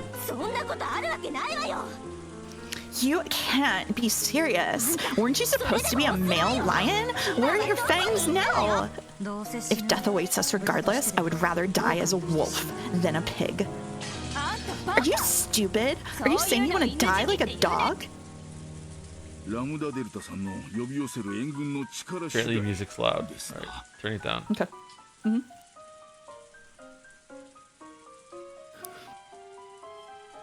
Oh, also, thank you to Henry Wright for the bits. His retinas. and also Paus for the bits. Yar, they call me the intellectual scallywag. Oh my fucking god. Yar. Yar. It all depends on the strength of the support Lambda Delta-san can provide. Lambda Delta-san, are your friends really strong enough to win against them? It's a bet. We'll either surrender and die or we'll lose a bet and die. Interesting. In that case, our chances for survival must be higher if we take that bet. An honorable surrender will surely cause the Great Court to show mercy. They're backed by the Senate, aren't they? Sure, they'll hem and haw, but we'll all see the guillotine in the end. Anyway, let's all calm down. Cool your heads. I'm opposed to letting our emotions control us. Why don't you calm down first? We have another possible strategy, mutually assured destruction. You get a lot of plasmids for that. We might not be able to win, but if we can convince them that we plan on taking enough of them with us, that might force our opponents to show restraint. So basically, Sumari, if they're determined to attack, we'll let them know we aren't going down without doing some damage first. You can have Maria. Yeah, there you All go. of Lambda Delta's friends are incredible. She knows lots and lots of witches, beasts, demons, and gods, all of which have really, really huge legends and histories. Even if those ships outnumber the stars in the sky, Lambda Delta's friends would wipe them out with a single blast. Will this really work? She hasn't seen through our act yet, has she? It is working. You must speak more forcefully as well. Do not worry about politeness. Enough, you gutless swine! Do you lack the backbone to finish with a bang? Oh, hold on! Don't forget that some of us are opposed to fighting. I think we should surrender. What? Goda, you loser-loving fool! Ouch, Master, it's just an act. Grah! Well, it looks like the debate has gotten quite heated. So, will we surrender? Or will we fight back? Which will it be? Nobody knows. Personally speaking, I would like to surrender. If my role will end either way, I would prefer that my game board be preserved the way I made it. I couldn't bear to have Lady Lambda Delta continue to use it however she pleases. We don't want that either. I came here to fight you, but I'm no match for Lady Lambda Delta's friends. Secretly, Erica was getting worried by these complicated developments, and she was relieved that she hadn't pushed too hard earlier on. She wanted to flatter Beato and end this with a bloodless takeover. Even the great Lady Lambda Delta probably wouldn't seriously think of picking a fight with the Senate. Her motive was probably something much more trivial, a simple desire to watch the game board's final fireworks from a front row seat. However, if she really did have some fireworks of her own prepared, it was at least possible that this could turn into a ruckus that Erica would have no chance of quelling. Beato saw all of this going on in Erica's mind, so she continued to act with an even more pathetic expression on her face. Even among witches, her acting ability was top-notch. Might you be willing to lend us some of your strength so that my game board's beauty will be preserved? Truly, it was a great error to invite that busybody as a guest. I understand. I'd like to end this quietly too, if I can. So, how can we work together? For some time now, we've been arguing over whether we should surrender or resist. I intend to return to them and propose that we should surrender, and ask Lady Lambda Delta not to do anything that might destroy the game board. That would please me very much. So, what should I do? I would like you to guarantee that we have the necessary time to debate the matter. After all, your ships are surrounding and pressuring us at the moment. Everyone is so tense at the thought that we may be attacked at any time that they're falling apart. So if you guarantee that we'll have enough time to discuss this amongst ourselves, everyone will surely be able to keep their composure during that time. Furthermore, I will have enough time to convince Lady Lambda Delta. Very well. About how long do you need? Would you be gracious and avoid giving a specific time limit? If a time limit is imposed, everyone will just fall apart again as the limit nears, possibly leading to a more radical decision. You have a point there. The most important thing about a fuse is whether it's lit or not. The length of the fuse is a trivial matter. In that case, will you give us the time we need? Understood. I guarantee that you'll have time to discuss it. However, that time won't be unlimited. I'll wait here and listen in on your discussion. Well, as far as that goes, it's true that your mere presence here has everyone on edge. I've already made my concessions. Isn't it your turn now? They were some distance away from the arbor, but it was just close enough to give a general idea of what was going on. It was far enough that they just might be able to hide the fact that Battler and Lambda Delta were missing. Just far enough for them to convincingly act like this is a white-hot argument in gridlock. If it were possible, they would rather have kept Erica at an even greater distance. They had planned to set up a seat of honor for their guest at one of the far corners of the garden maze. Is there some sort of problem? Okay, don't make such a scary face. In that case, please wait here. This is a confidential conference, so you must come no closer than this line. One of the best actresses, by the way. Beata drew a line in the ground with her foot. Help them see me in a good light. If it's clear that I have obtained a generous agreement from you, that will be a powerful weapon in my hands in the debate. Okay, I take it back. She's playing her well. Could I get a chair? I'm doing like full-on high school theater hand gestures, by the way. Yes, of course. Chester troops, bring Lady Erica a chair and umbrella at once. And a hand towel, too. I'll wipe it nice and clean for you. I've been doing that the whole time. Oh. Mouse is insane. Thank you. Milady, have there been any developments in our negotiations? If anything's certain, it's that I will be winning this year's prize for Best Actress. That's our Beatrice-sama.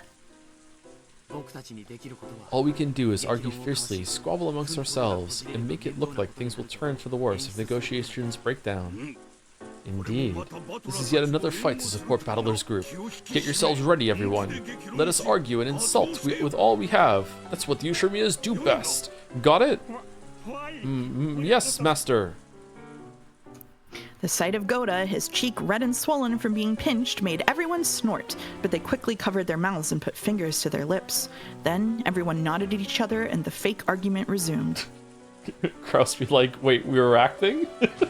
Nice. Erica was sitting in the chair that the Chester sisters had brought her, filling a goat in on the details of their discussions. The goats would probably return and tell the rest of the fleet. The fleet would tell Bernkastel, and Bernkastel might think of some plan to deal with the situation or give new orders. The conversation with the goat ended, and it spun around. It would return to the dinghy and report on this to the fleet. It slipped out from a rosebush and passed through the garden maze, heading toward the door that led outside. Is it really okay to let that goat reach the boats? If it goes back, Erica's report will reach Bernkastel's ears. The Chester sisters spoke through a secret channel that only they could use. Is this me? It's you, buddy. Yeah, Really? You're the bunny girls this time, yep. I'm the bunny girls? 2 seconds? Yep. Yeah. Won't even be a sound? Yeah. It's just about to leave Erica's sphere of awareness. Estimated 10 seconds before it reaches the goat boatman's sphere, so assassination can be carried out successfully. Lady Beatrice, your permission to assassinate, if you please. We can do it. Erica will sense nothing. You do not have permission. Did you think an envoy would leave their ship without setting a time limit? The fleet probably has orders to attack if it isn't contacted within a certain period of time. Let that goat go. Smart. 00, understood. The goat passed through the door. Then, after receiving a silent bow from Shannon and Cannon, it got on the dinghy and returned to the fleet. The fleet would probably follow Erica's orders and stand by until an attack order was given. That gave the residents of the Golden Land a chance to assassinate Erica, but of course, that wasn't going to be possible, practically speaking. She was Bernkastel's greatest underling and a witch who controlled truth. Tricking her was all they could hope for. Anything else would be overconfident. Why don't you all have a seat too? You need to have no worries about us. Without any hint that she had just been talking about assassinations, 00 stood upright with her hands clasped behind her back. Surrender or resist until the end. The false argument resumed. Just how far and how long would they be able to trick Erica? Yes, the final fight for the Golden Land had already begun. Battler, you can count on us to handle things here. It's time for you and Angie to take this final game back.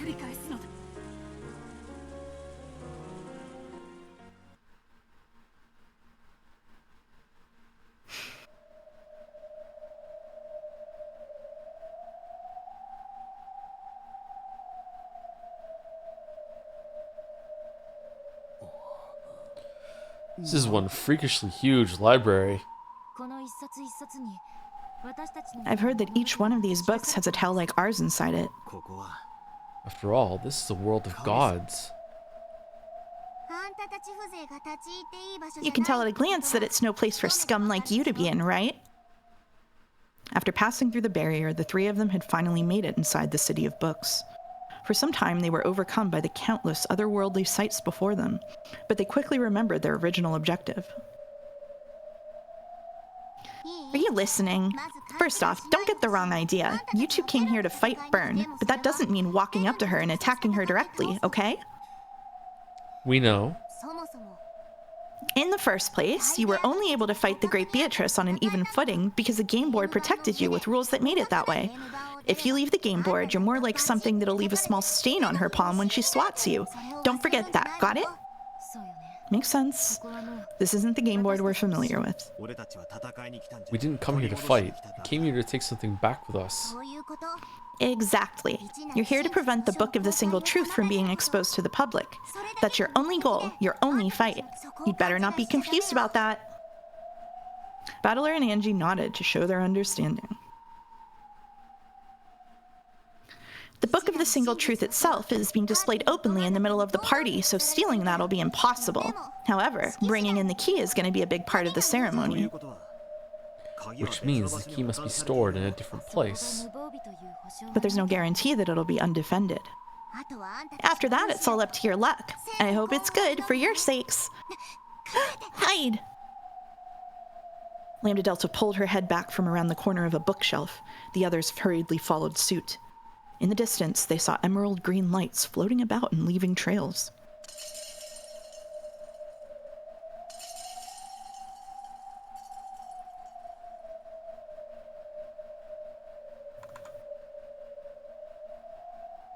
Those are Byrne's cat familiars. She's got them patrolling all over the place today. Did she guess that we would come? No.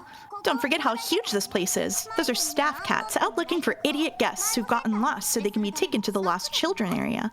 And that's not where we want to go at the moment. If it looks like one's about to find us, should we take them out? I'd advise against it. Maybe if this were some other territory or game board, but this is Byrne's home base. That single cat should make you as scared as being surrounded by a crowd of vicious beasts. Plus, they're cats. They've got good senses and they'll call for their friends. If they spot you, you'd better be prepared for what happens next. I'm not gonna save you. Just getting you here has been troublesome enough. If I surrender, I might get off the hook with being stripped naked and thrown into the worst sort of crappy fragment for just a century. How wonderful. I think I can sympathize with Byrne's feelings a bit now. Lambda Delta wasn't laughing. Most likely, even this punishment she spoke of was pretty optimistic.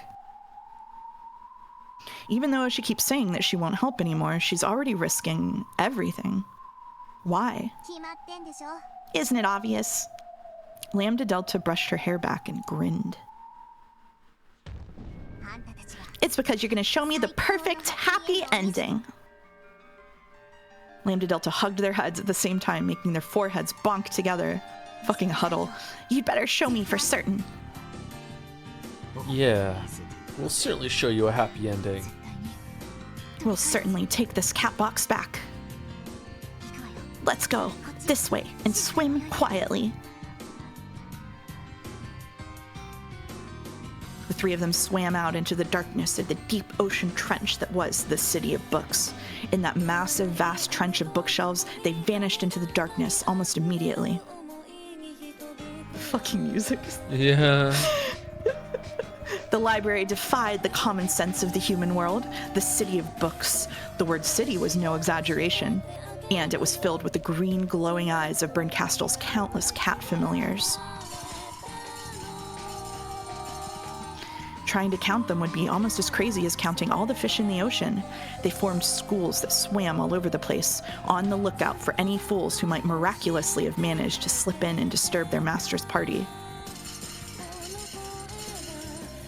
Did you know I used to volunteer reading books to kids after school?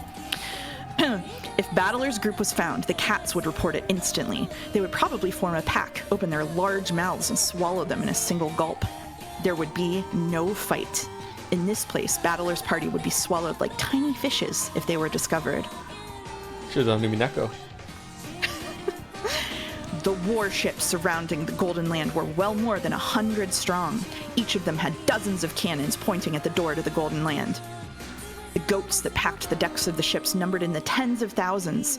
Each one of them carried enough anti-magic toxin in their fangs to completely deny one of the game board pieces. This time, they would chew apart and eat away everything. The crowd of goats unleashed their rotten breath and dangling drool. At that time, Erica, who wanted to avoid trouble and hoped Beato would be able to convince Lambda Delta to surrender peacefully, was sitting alone, calmly enjoying the tea Renove had poured for her. Of course, even Erica wasn't planning to give them unlimited time. In her mind, she had already decided to allow them 3 yawns before stepping in. This actually isn't so bad. Getting to watch Beato try and convince everyone as they call her a coward and a loser. Indeed, it is impressive that our short-tempered mistress has managed to become such an adult. Cuckoo cuckoo. What's so funny? Oh, pardon me. Are you ready for another cup? Please feel free to enjoy a collection of great teas from across the globe at your leisure.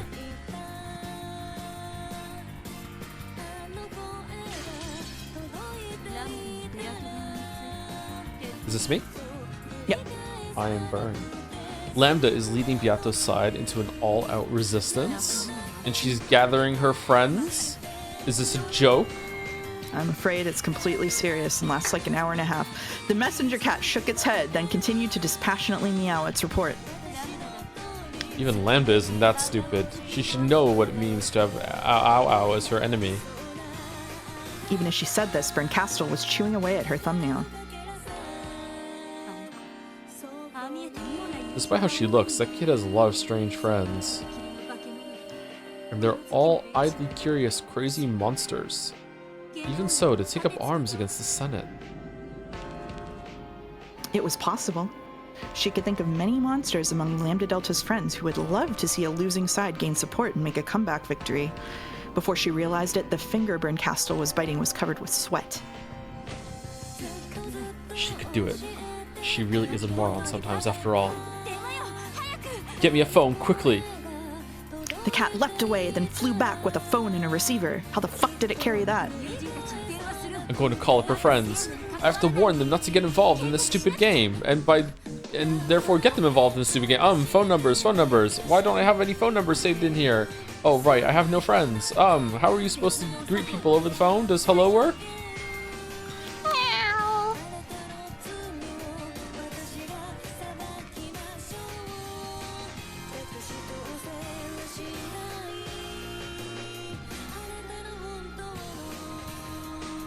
The golden key was being kept in a room inside the City of Books. However, perhaps room wasn't a fitting word to use. It was large enough that you could probably fit 2 domed baseball stadiums in it if you tried. Even so, in this city, these were called rooms. Floating in the center of this vast room were several sacred magic circles. Wrapped around by these magic circles was Angie's gold key. Surrounding these were countless emerald green stars, which looked like a slowly revolving planetarium.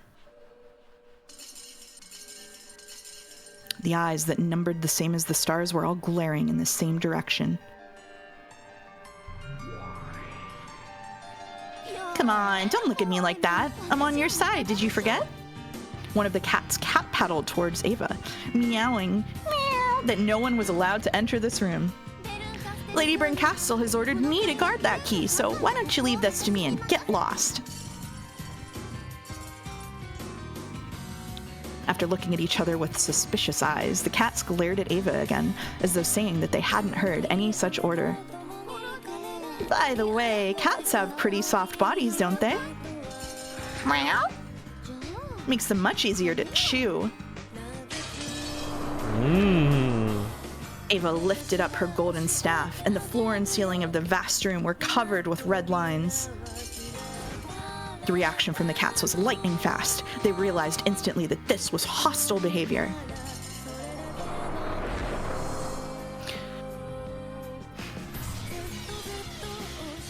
The entire emerald green constellation writhed and became a single massive deep-sea fish, which charged at Ava with its cavernous mouth open wide. Whoa. However, at the same time, the red lines on the floor and ceiling, the massive spider web, pinched itself together and crushed the fish, twisted it, spun it around and around, and compressed it into the size of a small ball. Keep going.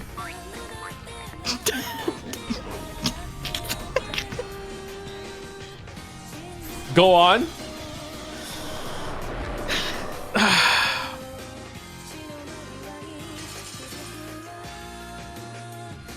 Then that ball-shaped thing burst open, leaving nothing left. It all happened in an instant. If only you just give up and die! Dolphin laugh. Further road. The witch hunters were holding a convention in the event hall. After all, when Ushiromiya Ava's diary was opened, the endless cat box would be lost, along with the countless imagined stories that had entertained them for so long. So this final convention was a time for them to air their best theories one last time. While the opening of the cat box did give them a slightly lonely feeling, they couldn't contain their excitement as intellectual Redditors, not when they knew that the Rekenjima mystery was finally going to be solved once and for all. I almost barreled through that. Whoa. If that box were opened, a single girl would be hurt. However, their jaws and fangs couldn't care less. The witch-hunting goat nobles kept licking their lips, wanting to chew apart the guts of Beatrice's cat box as soon as they could. Seated upon a solemn throne so tall it looked like a pillar, Featherine listened in on the nonsense being spewed from the mouths of the goat nobles. A black cat wearing a cape silently appeared and whispered something into Featherine's ear.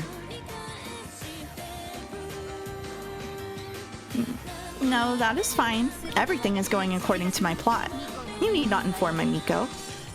The cat bowed humbly and vanished. Featherine raised her wine glass high and laughed as she looked through it to the light of the chandelier, which was as beautiful and majestic as the moon. This should be enough to thank you for your excellent reading, child of man. Well now, just who is weaving this tale? Am I for you, or are you for me?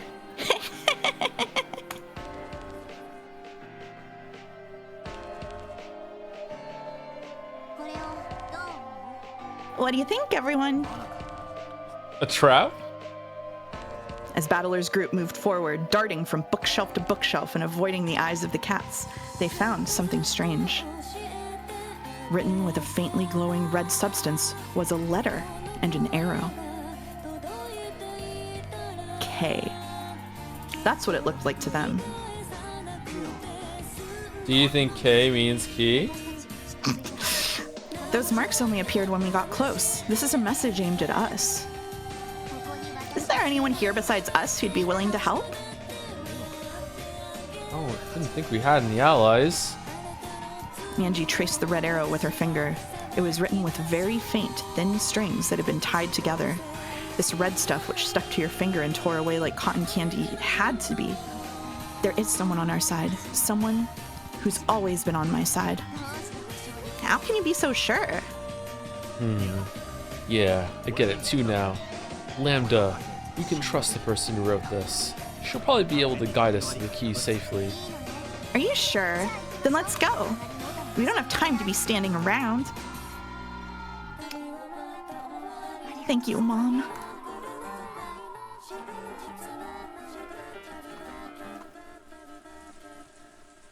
Oh god. In the arbor, the argument over whether they should surrender or fight continued without signs of stopping. Every now and then, a small fight would break out, which fortunately ended up delaying Erica's third yawn. However, they didn't know how long they would have to continue this fake fight, and neither did Joe. Keeping this high level of tension going was physically stressful. The instant they tired out and the tension faded, Erica would probably demand a verdict. They had to constantly appear to be trapped and agitated. It was a battle of weariness and tension. This was their fight. Erica waited patiently. Now that she had tired of tea, she was watching Renove perform some magic tricks and seemed to be enjoying herself considerably. Even Renove, who was usually aloof from the world, was fighting. If Erica got bored and had a tantrum, an all-out attack would probably begin at once. He was also putting his life on the line in the fight to buy time for Battler's group. As the fiercest leader in the argument, Beata wore out the quickest. She breathed heavily, and her face was so pale it seemed she might faint at any moment. Beato, hang in there. Your body won't hold out much longer at this rate. Pretend to suddenly burst into tears and rest for a while. We'll pick up the slack. I am still fine. I can do this. Just one more push. Let's go. So, who's up next? Who wants to be beaten down first? In that case, I, Goda, am prepared.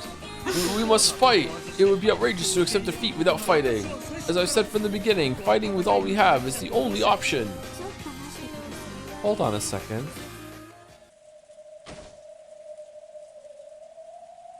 Erica suddenly rose from her chair. Renove tried to coax her back into her seat, but Erica's attention was completely focused on those arguing under the arbor. I am the detective. My memory of what I hear is as good as recording. No, you're not the detective right now, because otherwise you could have just made him tell the truth. Okay, whatever. We are aware of that, of course. You are quite an excellent detective, after all. I'm not interested in you. Goda-san, I have one question for you. Yes, ma'am. Have I done something to cause offense? Hold on. Don't forget that some of us are opposed to fighting. I think we should surrender. Those were the first words I heard from you when I arrived here. However, you just said this. We must fight. It would be outrageous to accept defeat without fighting. As I said from the beginning, fighting with all we have is the only option. That's what you said. Well, Fail RP from Goda. Okay, just say you're stupid. Just I changed side. Yeah. Is hardly strange for opinion to change in the course of a discussion? Indeed, all of us have been feeling doubts about our position lately, so an occasional change of opinion wouldn't be. No. From beginning to end, no one has changed their opinion in this argument. Just now, Goda-san alone flipped his position 180 degrees. Furthermore, I can't imagine that any of the statements made by the rest of you were sufficient to make Goda-san switch his position. An uncomfortable, moist wind blew by. Ew. Everyone was silent, frozen as though time had stopped. In that silence, Erica continued with a blank expression. This can lead us to two conclusions. First, it may be that Goda-san has no opinion, and is just a loser who will say anything that goes with the flow. Yes. Second, it may be that none of you has an opinion, and that this entire argument exists only for its own sake. Aren't you overthinking this a bit? Here we are in a desperate debate that will decide our fate. I hardly think it's strange that some people would act abnormally under such pressure. The only reason for prolonging a meaningless argument is to buy time. Do you have anything to gain by buying time? Is it because Lady Lambda Delta's reinforcements will come? That can't be true either. After all, for some time now, I have heard all of you speak to Lady Lambda Delta and Battler occasionally, but not once have I heard them reply. Taking all of this into account, we are left with only one conclusion. That Lady Lambda Delta and Battler are not here now, and that these people have won Lady Lambda Delta's assistance, with Lady Lambda Delta and Battler probably planning to sneak into the City of Books. In which case, their goal is probably to steal back the Golden Key and Angie. And your plan was to act as bait and buy time until their mission was complete. But because of Goda-san's single poorly chosen line, this level of reasoning is possible for Furuto Erica. What do you think, everyone? With a blank yet ruthless expression, Erica spoke those words and returned to her seat. Everyone else was frozen and unable to move. No one spoke. However, time was moving. As evidence, a bead of sweat dripped down someone's cheek, fell, and hit the table with a tiny yet audible splat.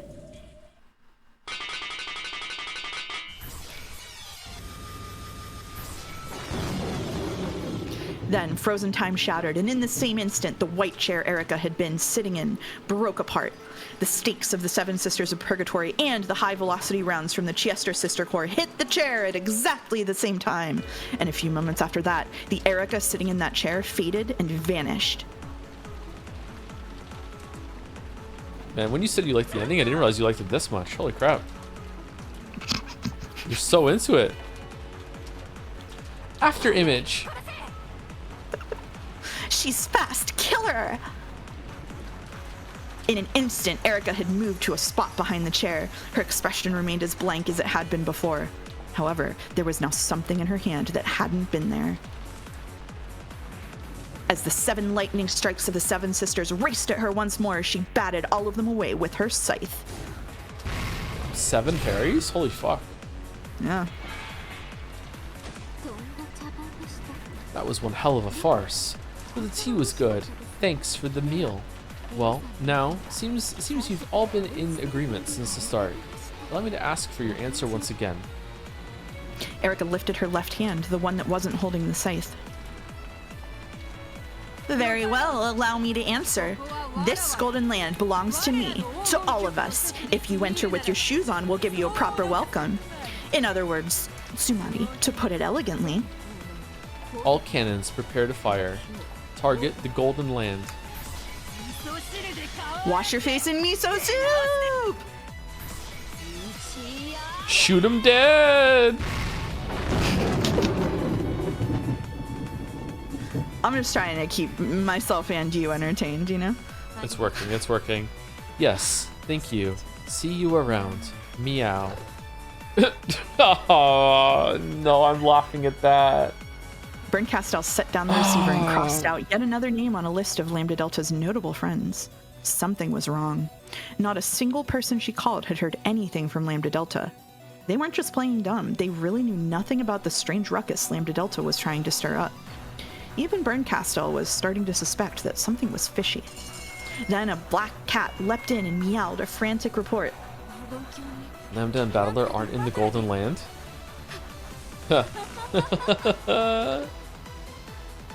She tore the phone receiver from its stand. The Jojo? number she dialed was short.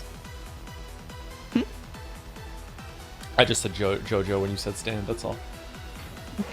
It was probably an internal line. However, after listening to it ring several times, she slammed the receiver down again, finally managing to break the phone.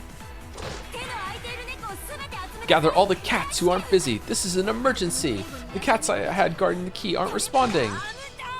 Lamdarga! Berncastel, overwhelmed with emotion, kicked the table over.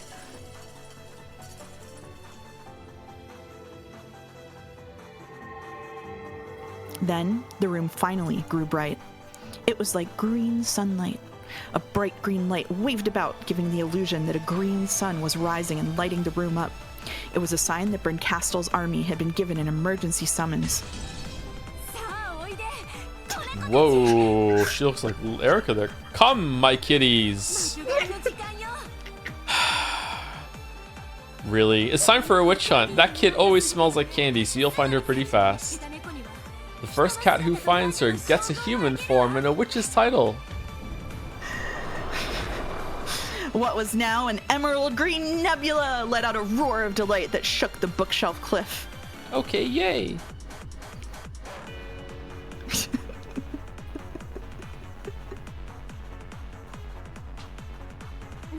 Something's chasing us.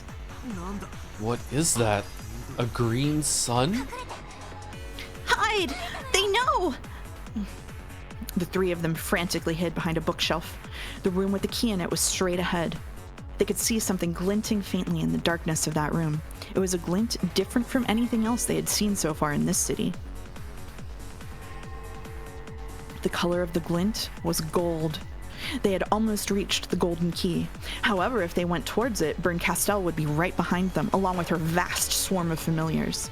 In other words, Tsumari. They were trapped in a dead end. They already knew that the emerald green color came from the eyes of the familiars. However, it was almost beyond comprehension that this undulating green sun could be the same thing, and they could do nothing except stare in wide-eyed shock. The countless cats were passing through the ravine of bookshelves, from the very top to the very bottom. As they approached, they painstakingly checked the gaps between each book. However, even this mind-numbingly huge task was accomplished swiftly thanks to the sheer number of familiars.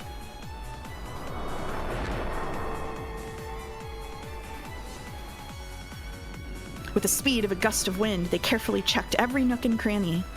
There was no way to hide from this green sun. That would have been as foolish as trying to hide from water on a sinking ship. Will we be able to hide until they pass us? No. At this rate, we'll be found no matter where we go. Battler was just about to leap out from the shadows, but Lambda Delta grabbed him by the collar an instant before. Are you thinking of fighting? No, we'll be found if we just stand here. So we have to move forward. We need to reach the key as soon as possible. You really think there won't be cats guarding the key? We'll just be pinched between them. I believe in Aunt Ava. She's the one who guided us this far. I'm sure she took care of the guard cats too. I agree. If we're going to be found anyway, let's try and get there as fast as possible and grab the key. If we can just do that, no one will be able to open the book. So you'll rush in there and grab the key. And then what? That place is a dead end, right? You realize there will be nowhere to run, don't you? We know that, but... The key will be our trump card. It's vitally important to Bernkastel too. If worse comes to worse, I'll just eat it. We might be able to use the key as a bargaining chip. Flush it down the toilet. Bargain with Bern? You're insane! But if we hide here, we'll definitely be found. In that case, I'll take a bet on that billion to 1 chance. We'll get the key and have that be our trump card. So you're praying for a miracle to win against the Witch of Miracles? Picking a winner out of astronomically bad odds. That's the Ushirmiya family's magic! True. True, so true.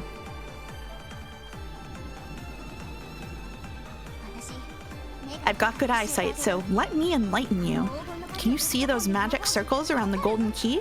That's a simple barrier, but a pretty strong one. It'll break if you just touch it, but it's the sort of annoying seal that'll take exactly 1 hour to fade, whether a great witch or a lowly human does it. It's still over an hour before the ceremony begins. In other words, Sumari, we won't even be able to touch the key unless we can buy time for a whole hour. Sure, man. When Aunt Ava took out the guard cat, she must have broken the magic circle too. It probably won't take an hour. As far as I can see, the magic circle is still intact. Sorry to say it, but even if Ava did touch it, it was less than an hour ago. Well, what's an hour? At least we know we can grab it if you manage to stick around that long. Yeah. Sure, let's play tag for an hour. I'm used to getting chased around by thugs. You two really are out of your minds. You're really planning to play tag against Bern and all her cats? If there's even a 1% chance. You'd be certain that we'll grab it. The difference in enthusiasm between the siblings who had everything to lose and Lambda Delta was immense. Yeah, we know. However, Lambda Delta was no coward. She was a great witch of the Senate. If she surrendered, she wouldn't be able to escape severe punishment, but she would be forgiven after a few hundred years. Why would she, after being thrown into a stormy sea while clutching a buoy that could save only her, decide to throw that buoy away? No living person could be as determined as those siblings who were already fighting for their lives. No one could blame Lambda. You two really are stupid, you know that? Ah well, why didn't I tell you about a plan that's got a bit more than a 1% chance of working? How does that sound? The two siblings looked at each other. However, they both thought that any plan would be worth listening to, even if it would only raise their chances by 0.00001%. A sacrifice. Bern is a cat. She'll chase fleeing prey, but she'll also kill prey that doesn't flee. And only after toying with it first. Cats are terrible people. Still, if that's true, it'll be worth betting on. Let's have one sacrifice. We'll decide with rock, paper, scissors. Whoever loses has to go taunt Bern, then get laughed at and killed, all to buy as much time as possible. Does that work for you? No need for rock, paper, scissors. I'll do it. You two go on to the key room. No way, Oni-chan. I'll do it. This is all my responsibility. I was the one who listened to Bernkastel and trusted her, so I've got a thing or two to say to her. Both Battler and Angie decided to be the sacrifice and wouldn't listen to the other. See? You need rock, paper, scissors to decide, right? If you don't act quickly, we won't even have a chance to use this plan. They'll be here any moment. Okay.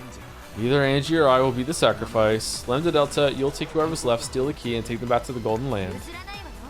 I won't let you do it, Oni-chan. I think Lambda's about to throw rock, paper, scissors in the group too. Quit joking around. Ah, nuts! I lost! Oh well, I guess I got to do this now. See you later! Alright, thank you, Cakewalking Remastered for the resub with Lambda Friends Rejoice. Nice. Nice. Thank you, Kate Walker Remastered. And thank you to Amelia Lanches, I think, for the new sub. Thank you very much, Amelia. Strange one for a new sub. Thank you very much. Quit joking around. You've got to let me act like a big brother at least once in a while. There's no time. Rock, paper, scissors, single round. I'm super paper, so of course we'll start with that. Got it, you two? Fine. No regrets, okay? 3, 2, 1, paper. It really was a stupid kids game of rock, paper, scissors. Since they'd promised to start with paper, this was a chance to make a surprise attack and use something else.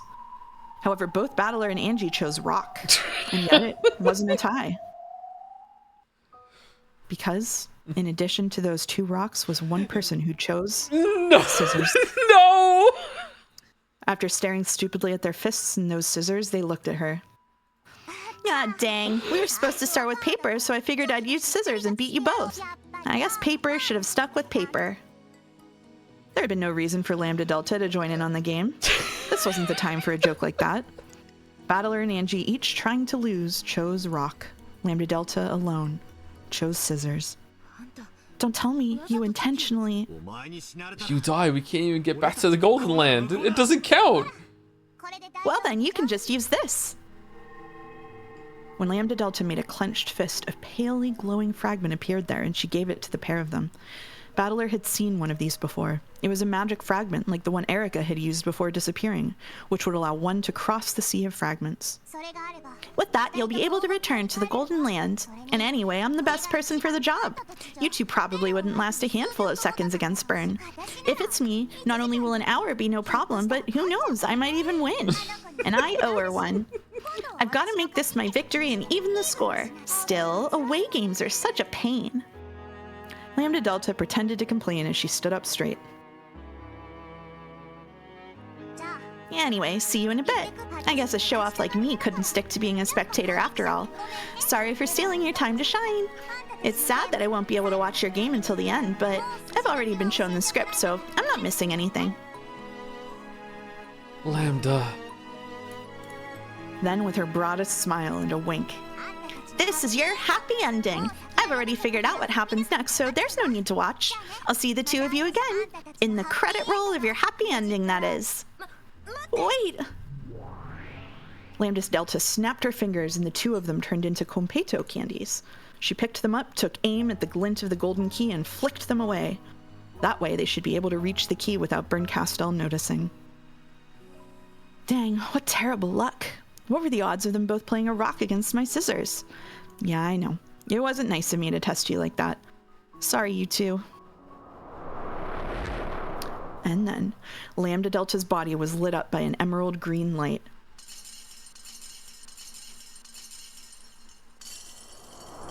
When she turned around, the cat's eyes and Lambda Delta's met.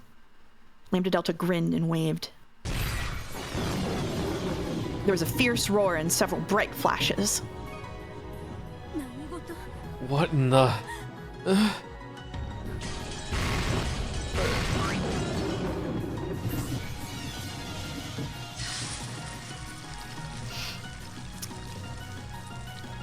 A chain of explosions flashed by, one after another, enveloping Berncastel and her pack of familiars in an instant. They were multicolored fireworks, or rather, multicolored candy that burst with a flash and scattered everywhere. Countless stick candies, sugar sculptures, cookies, and tarts flew in every direction, and each one of those split and exploded into hundreds of candies, each of which exploded again into a cloud of Competo. However, these sweets weren't sweet.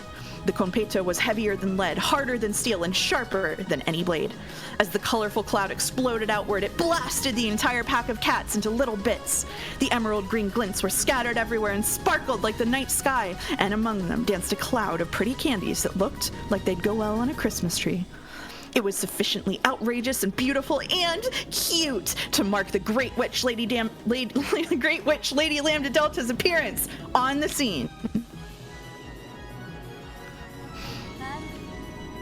Oh, if it isn't Lambda! I was hoping to meet you in the party hall.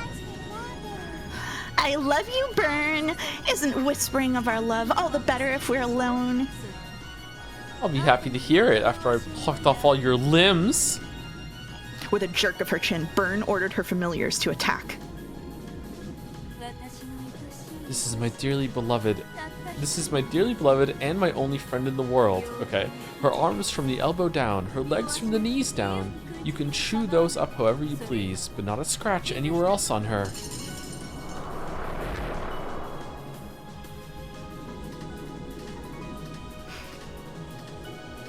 Whoa. The crowd of cats undulated again, reformed into a single mass, and became the emerald green leviathan that would swallow up any poor victims who snuck into the city of books. It was shaped like an impossibly vast whale. Leviathan. However, when it looked like a whale from Lambda's perspective, she probably couldn't see anything except an immense mouth about to swallow up everything. Ah, simply wonderful. I'm about to be overwhelmed by Byrne's love, aren't I? I do love you, Lambda. Once your limbs are gone, I'll skewer you through your butt and hang you by my bed. Every morning I'll give you a good morning kiss, and every evening I'll kiss you goodnight. Sounds great. Then I'd better wrap you up in my love too.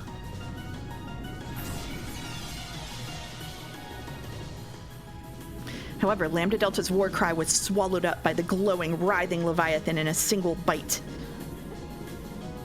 Giggle. Yes, you are wonderful, Lambda. I love that empty-headed way you just do things without looking ahead or worrying about your own life. Wind.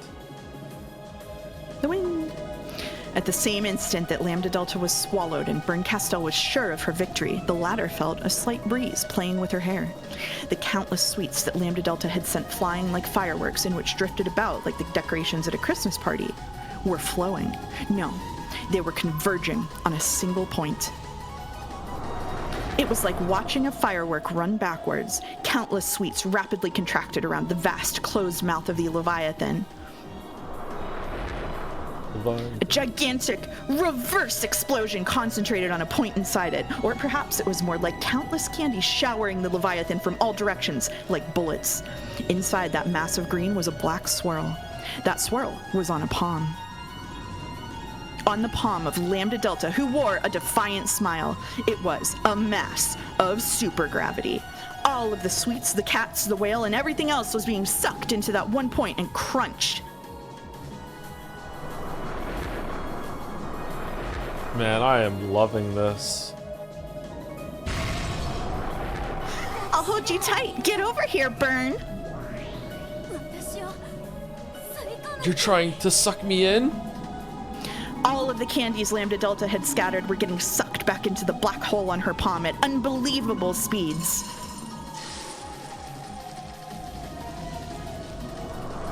The reverse explosion of the oncoming candy whittled away at the Leviathan, crushing it inwards. Lambda! Come on, let me give you a hug. With all her strength, Byrne Castell held her ground in midair, trying to resist this supergravity. For the first time, all trace of condescension had left her face. Even Lambda Delta's cocky expression was marred by the sweat trailing from her forehead.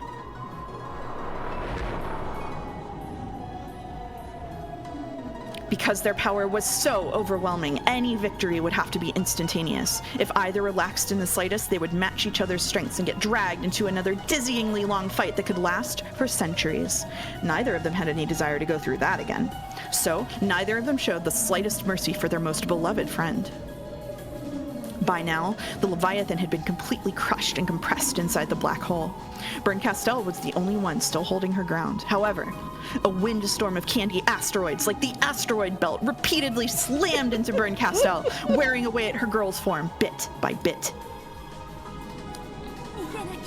No, I've got to get away, or I'll really...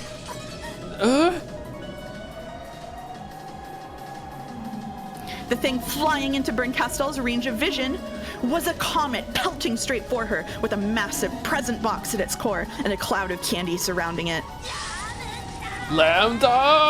Wah! Yeah, my body! Gah!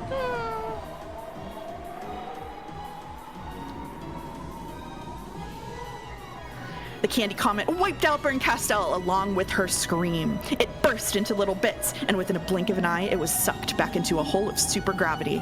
Once it was all gathered into one place like a gem, it began to spin rapidly. This is just Katamari Damacy. It was flattened by the centrifugal force, turning into something whose shape resembled a galaxy. After swallowing all of the cats and their master, it now looked like a wiggling, flickering, emerald green galaxy that floated just above Lambda Delta's palm. The pocket of supergravity kept compressing it further and further, until, at the end, it had become a single green, shining Konpeito. I hope the books are okay. Then it fell down onto her outstretched palm.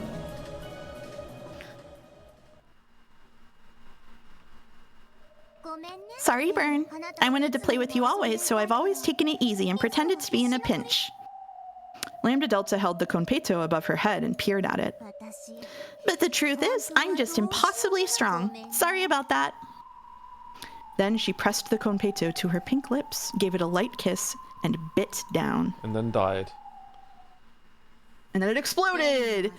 This doesn't taste like Bern. Lambda Delta licked her fingertips, then turned to face the empty air behind her.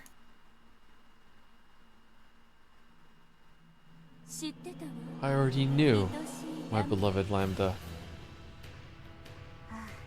I love you, Bern.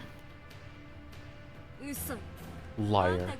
I knew you never took me seriously. In that case, let's love each other for real. Both of us. Seriously. I do love you, Lambda Delta. I'm happy, so happy. I do love you, Berncastel. I'll turn you into candy and cuddle you with my tongue forever. No matter who wins, our love will never fade. Giggle, giggle. That's wonderful, just wonderful. Okay, let's love each other right now. With a crash, crack lines appeared across the sky of the Golden Land.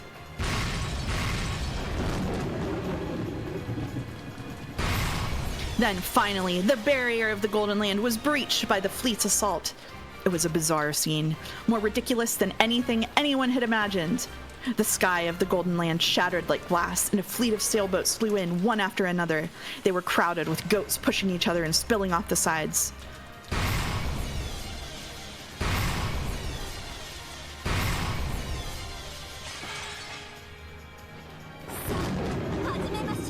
Come, let us begin.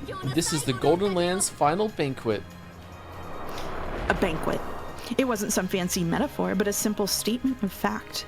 The overwhelming surge of goat troops came in like a tsunami. Tsunami? The residents of the Golden Land who stood defiantly were like a forgotten sandcastle on a beach. A fight between a wave and a sandcastle is not a fight. This was a banquet for the oncoming Vikings at a stand-up meal, the voracious, merciless goats.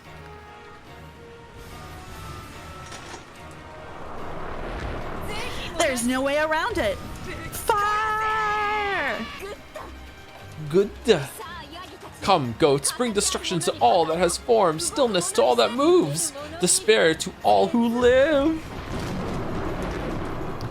All those who could use magic fired it off at once. With a shout like a thunderclap, the goat tsunami rushed forward. Everything collided at once, and there was a brilliant and terrible explosion. Sparks and smoke, flying splinters and screams. For just an instant, the fierce magical cannonballs fired by Beato, Virgilia, and the Chiester Sister Corps seemed to halt the goat tsunami in its tracks. A wave of goats. Tsunami. However, their numbers were so great that they didn't even flinch. The goat wave continued to walk over the corpses that had been blasted away or which had fallen to their knees in weariness. The mound of corpses piled up, and still more goats were shot down as they tried to cross it, so that, in a few seconds, it really was tall enough to be a tsunami. Pitiful. This Golden Land you've built is nothing more than a sandcastle some kid left on a beach.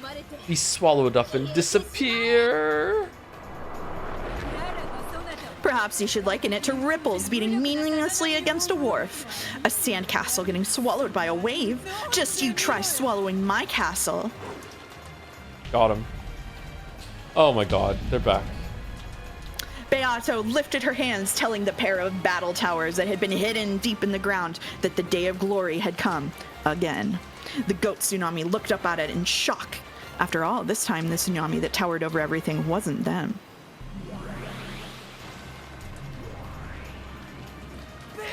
Fire! A thunderstorm of rapid-fire ballista rounds leapt from the battle tower gun ports. The goats let out a confused scream at the furious tempest that was bearing down on them. However, they saw something else too. Smothered mate.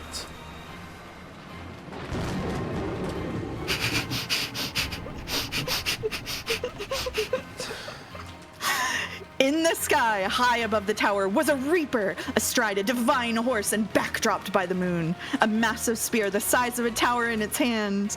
The great witch sitting on the horse by the reaper spoke. Welcome back. This world does not belong to you.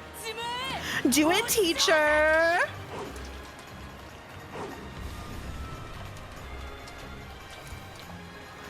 The heavenly spear pierced the ground. For an instant, it looked like some divine tower was sticking out of the ground. However, that was the very last thing those eyes ever saw. The sacred spear was the embodiment of heaven's wrath, and the strength to bury an unclean city in a single stroke was unleashed upon the pack of goats. With a massive explosion that resembled a volcanic eruption, goats were sent flying all over the place. Not bad. I guess they really are witches. But is it enough? The enemies keep on coming. It looks like we'll be the ones swallowed up after all. At least you two seem to be enjoying yourselves. Whoa! How could one fail to enjoy such a festival? It seems our time in the limelight shall not be stolen from us after all. Looks like it. I'm all fired up. Yes. The crowd of goats truly was like a wave pressing in from the sea. You might be able to split a ripple on the beach with your feet, but you can't split the sea. Witches could. However, that meant the other side also had someone who could split seas. Suddenly, smoke poured from one of the two towers, and the ground shook as it crumbled.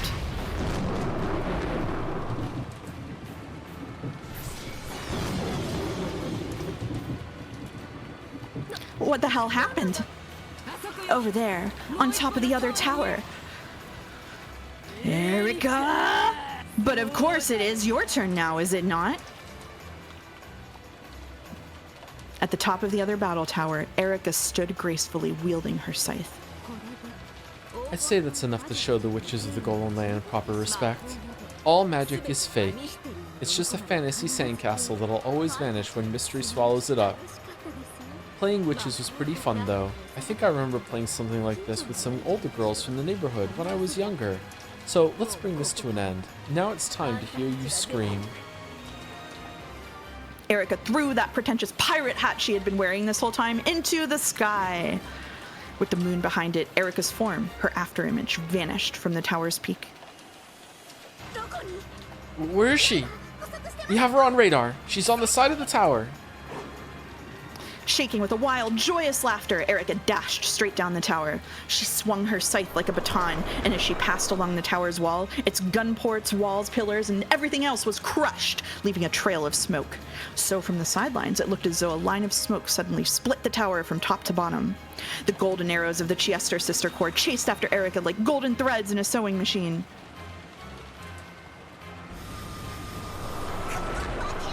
You monster! Get yourself sewed and embroidered, nya! Good, good, good, good. Even the golden arrows couldn't catch up with Erica. Finally, Erica reached the bottom of the battle tower and empty cartridges were ejected from the golden bows. Burst, useless tower. Isn't that the phrase? Erica, who had now landed on the ground, slowly stood up and tapped the tower behind her with the handle of her scythe.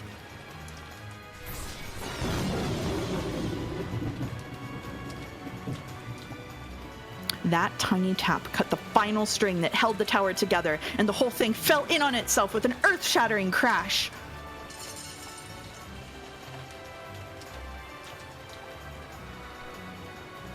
Once again, the dark tsunami rumbled forward through the rubble and smoke. I am Froda Erica, Witch of Truth. This moment marks the dismantling of the Golden Land by the truth. Dust to dust, illusions to illusions. I'll end your daydream for you. Come, try and remember, ghosts. Remember how you died so long ago. The goat tsunami swallowed everything up. When she saw them sink under the black sea of goats, Erica guffawed from atop the debris of the tower.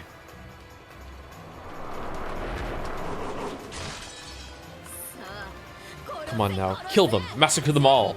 Cut off their heads and stick them on spears. Ghost of 1986, the time has come for the whirlpool of truth to swallow you whole and erase you. So long. Tomorrow on Umineko. Oh, thank God. Oh.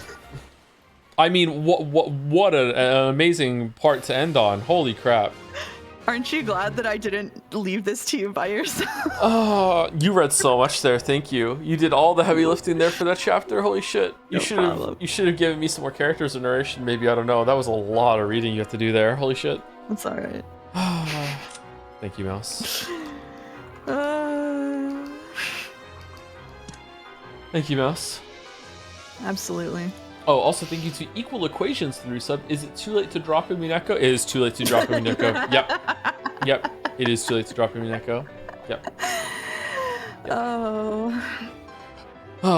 Anyway, apologies to read and run, but well, we're done before 5, so that's good.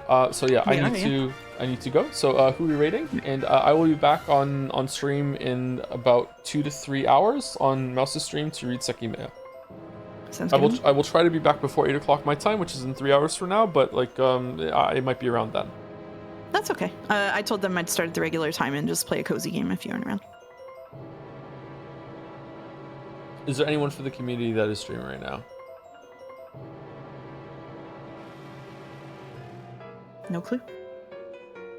Anthony Fantano is live? I don't know who that is. Most of you played the new Hobbit game? No, it had really bad reviews. New Hobbit? Nikki Jakey is live. Let's go Nikki Jakey then. Nikki Jakey. Yeah.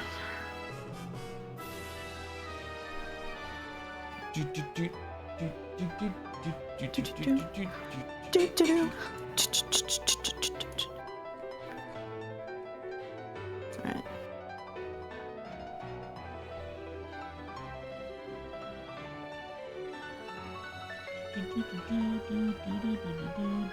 See you tomorrow, chat. Thank you, Tom and Mouse. Mostly thank you, Mouse. Mouse carried. Mouse carry. 80 carry. Thank you very much, Mouse. Alright, No problem. pushing right through. Have a good weekend if you're not going to be here for any of the streams. Although, if you're here for today, there must be a good reason for you not to be here tomorrow. If you're this invested in Umineko, like tomorrow's the finale, like holy shit. But yep, see you tomorrow for that. If not, yep, catch you when I catch you. Or maybe I'll see you in like a couple hours on Mouse's stream. Pushing right through. See you, chat. Hope you enjoyed it. Bye.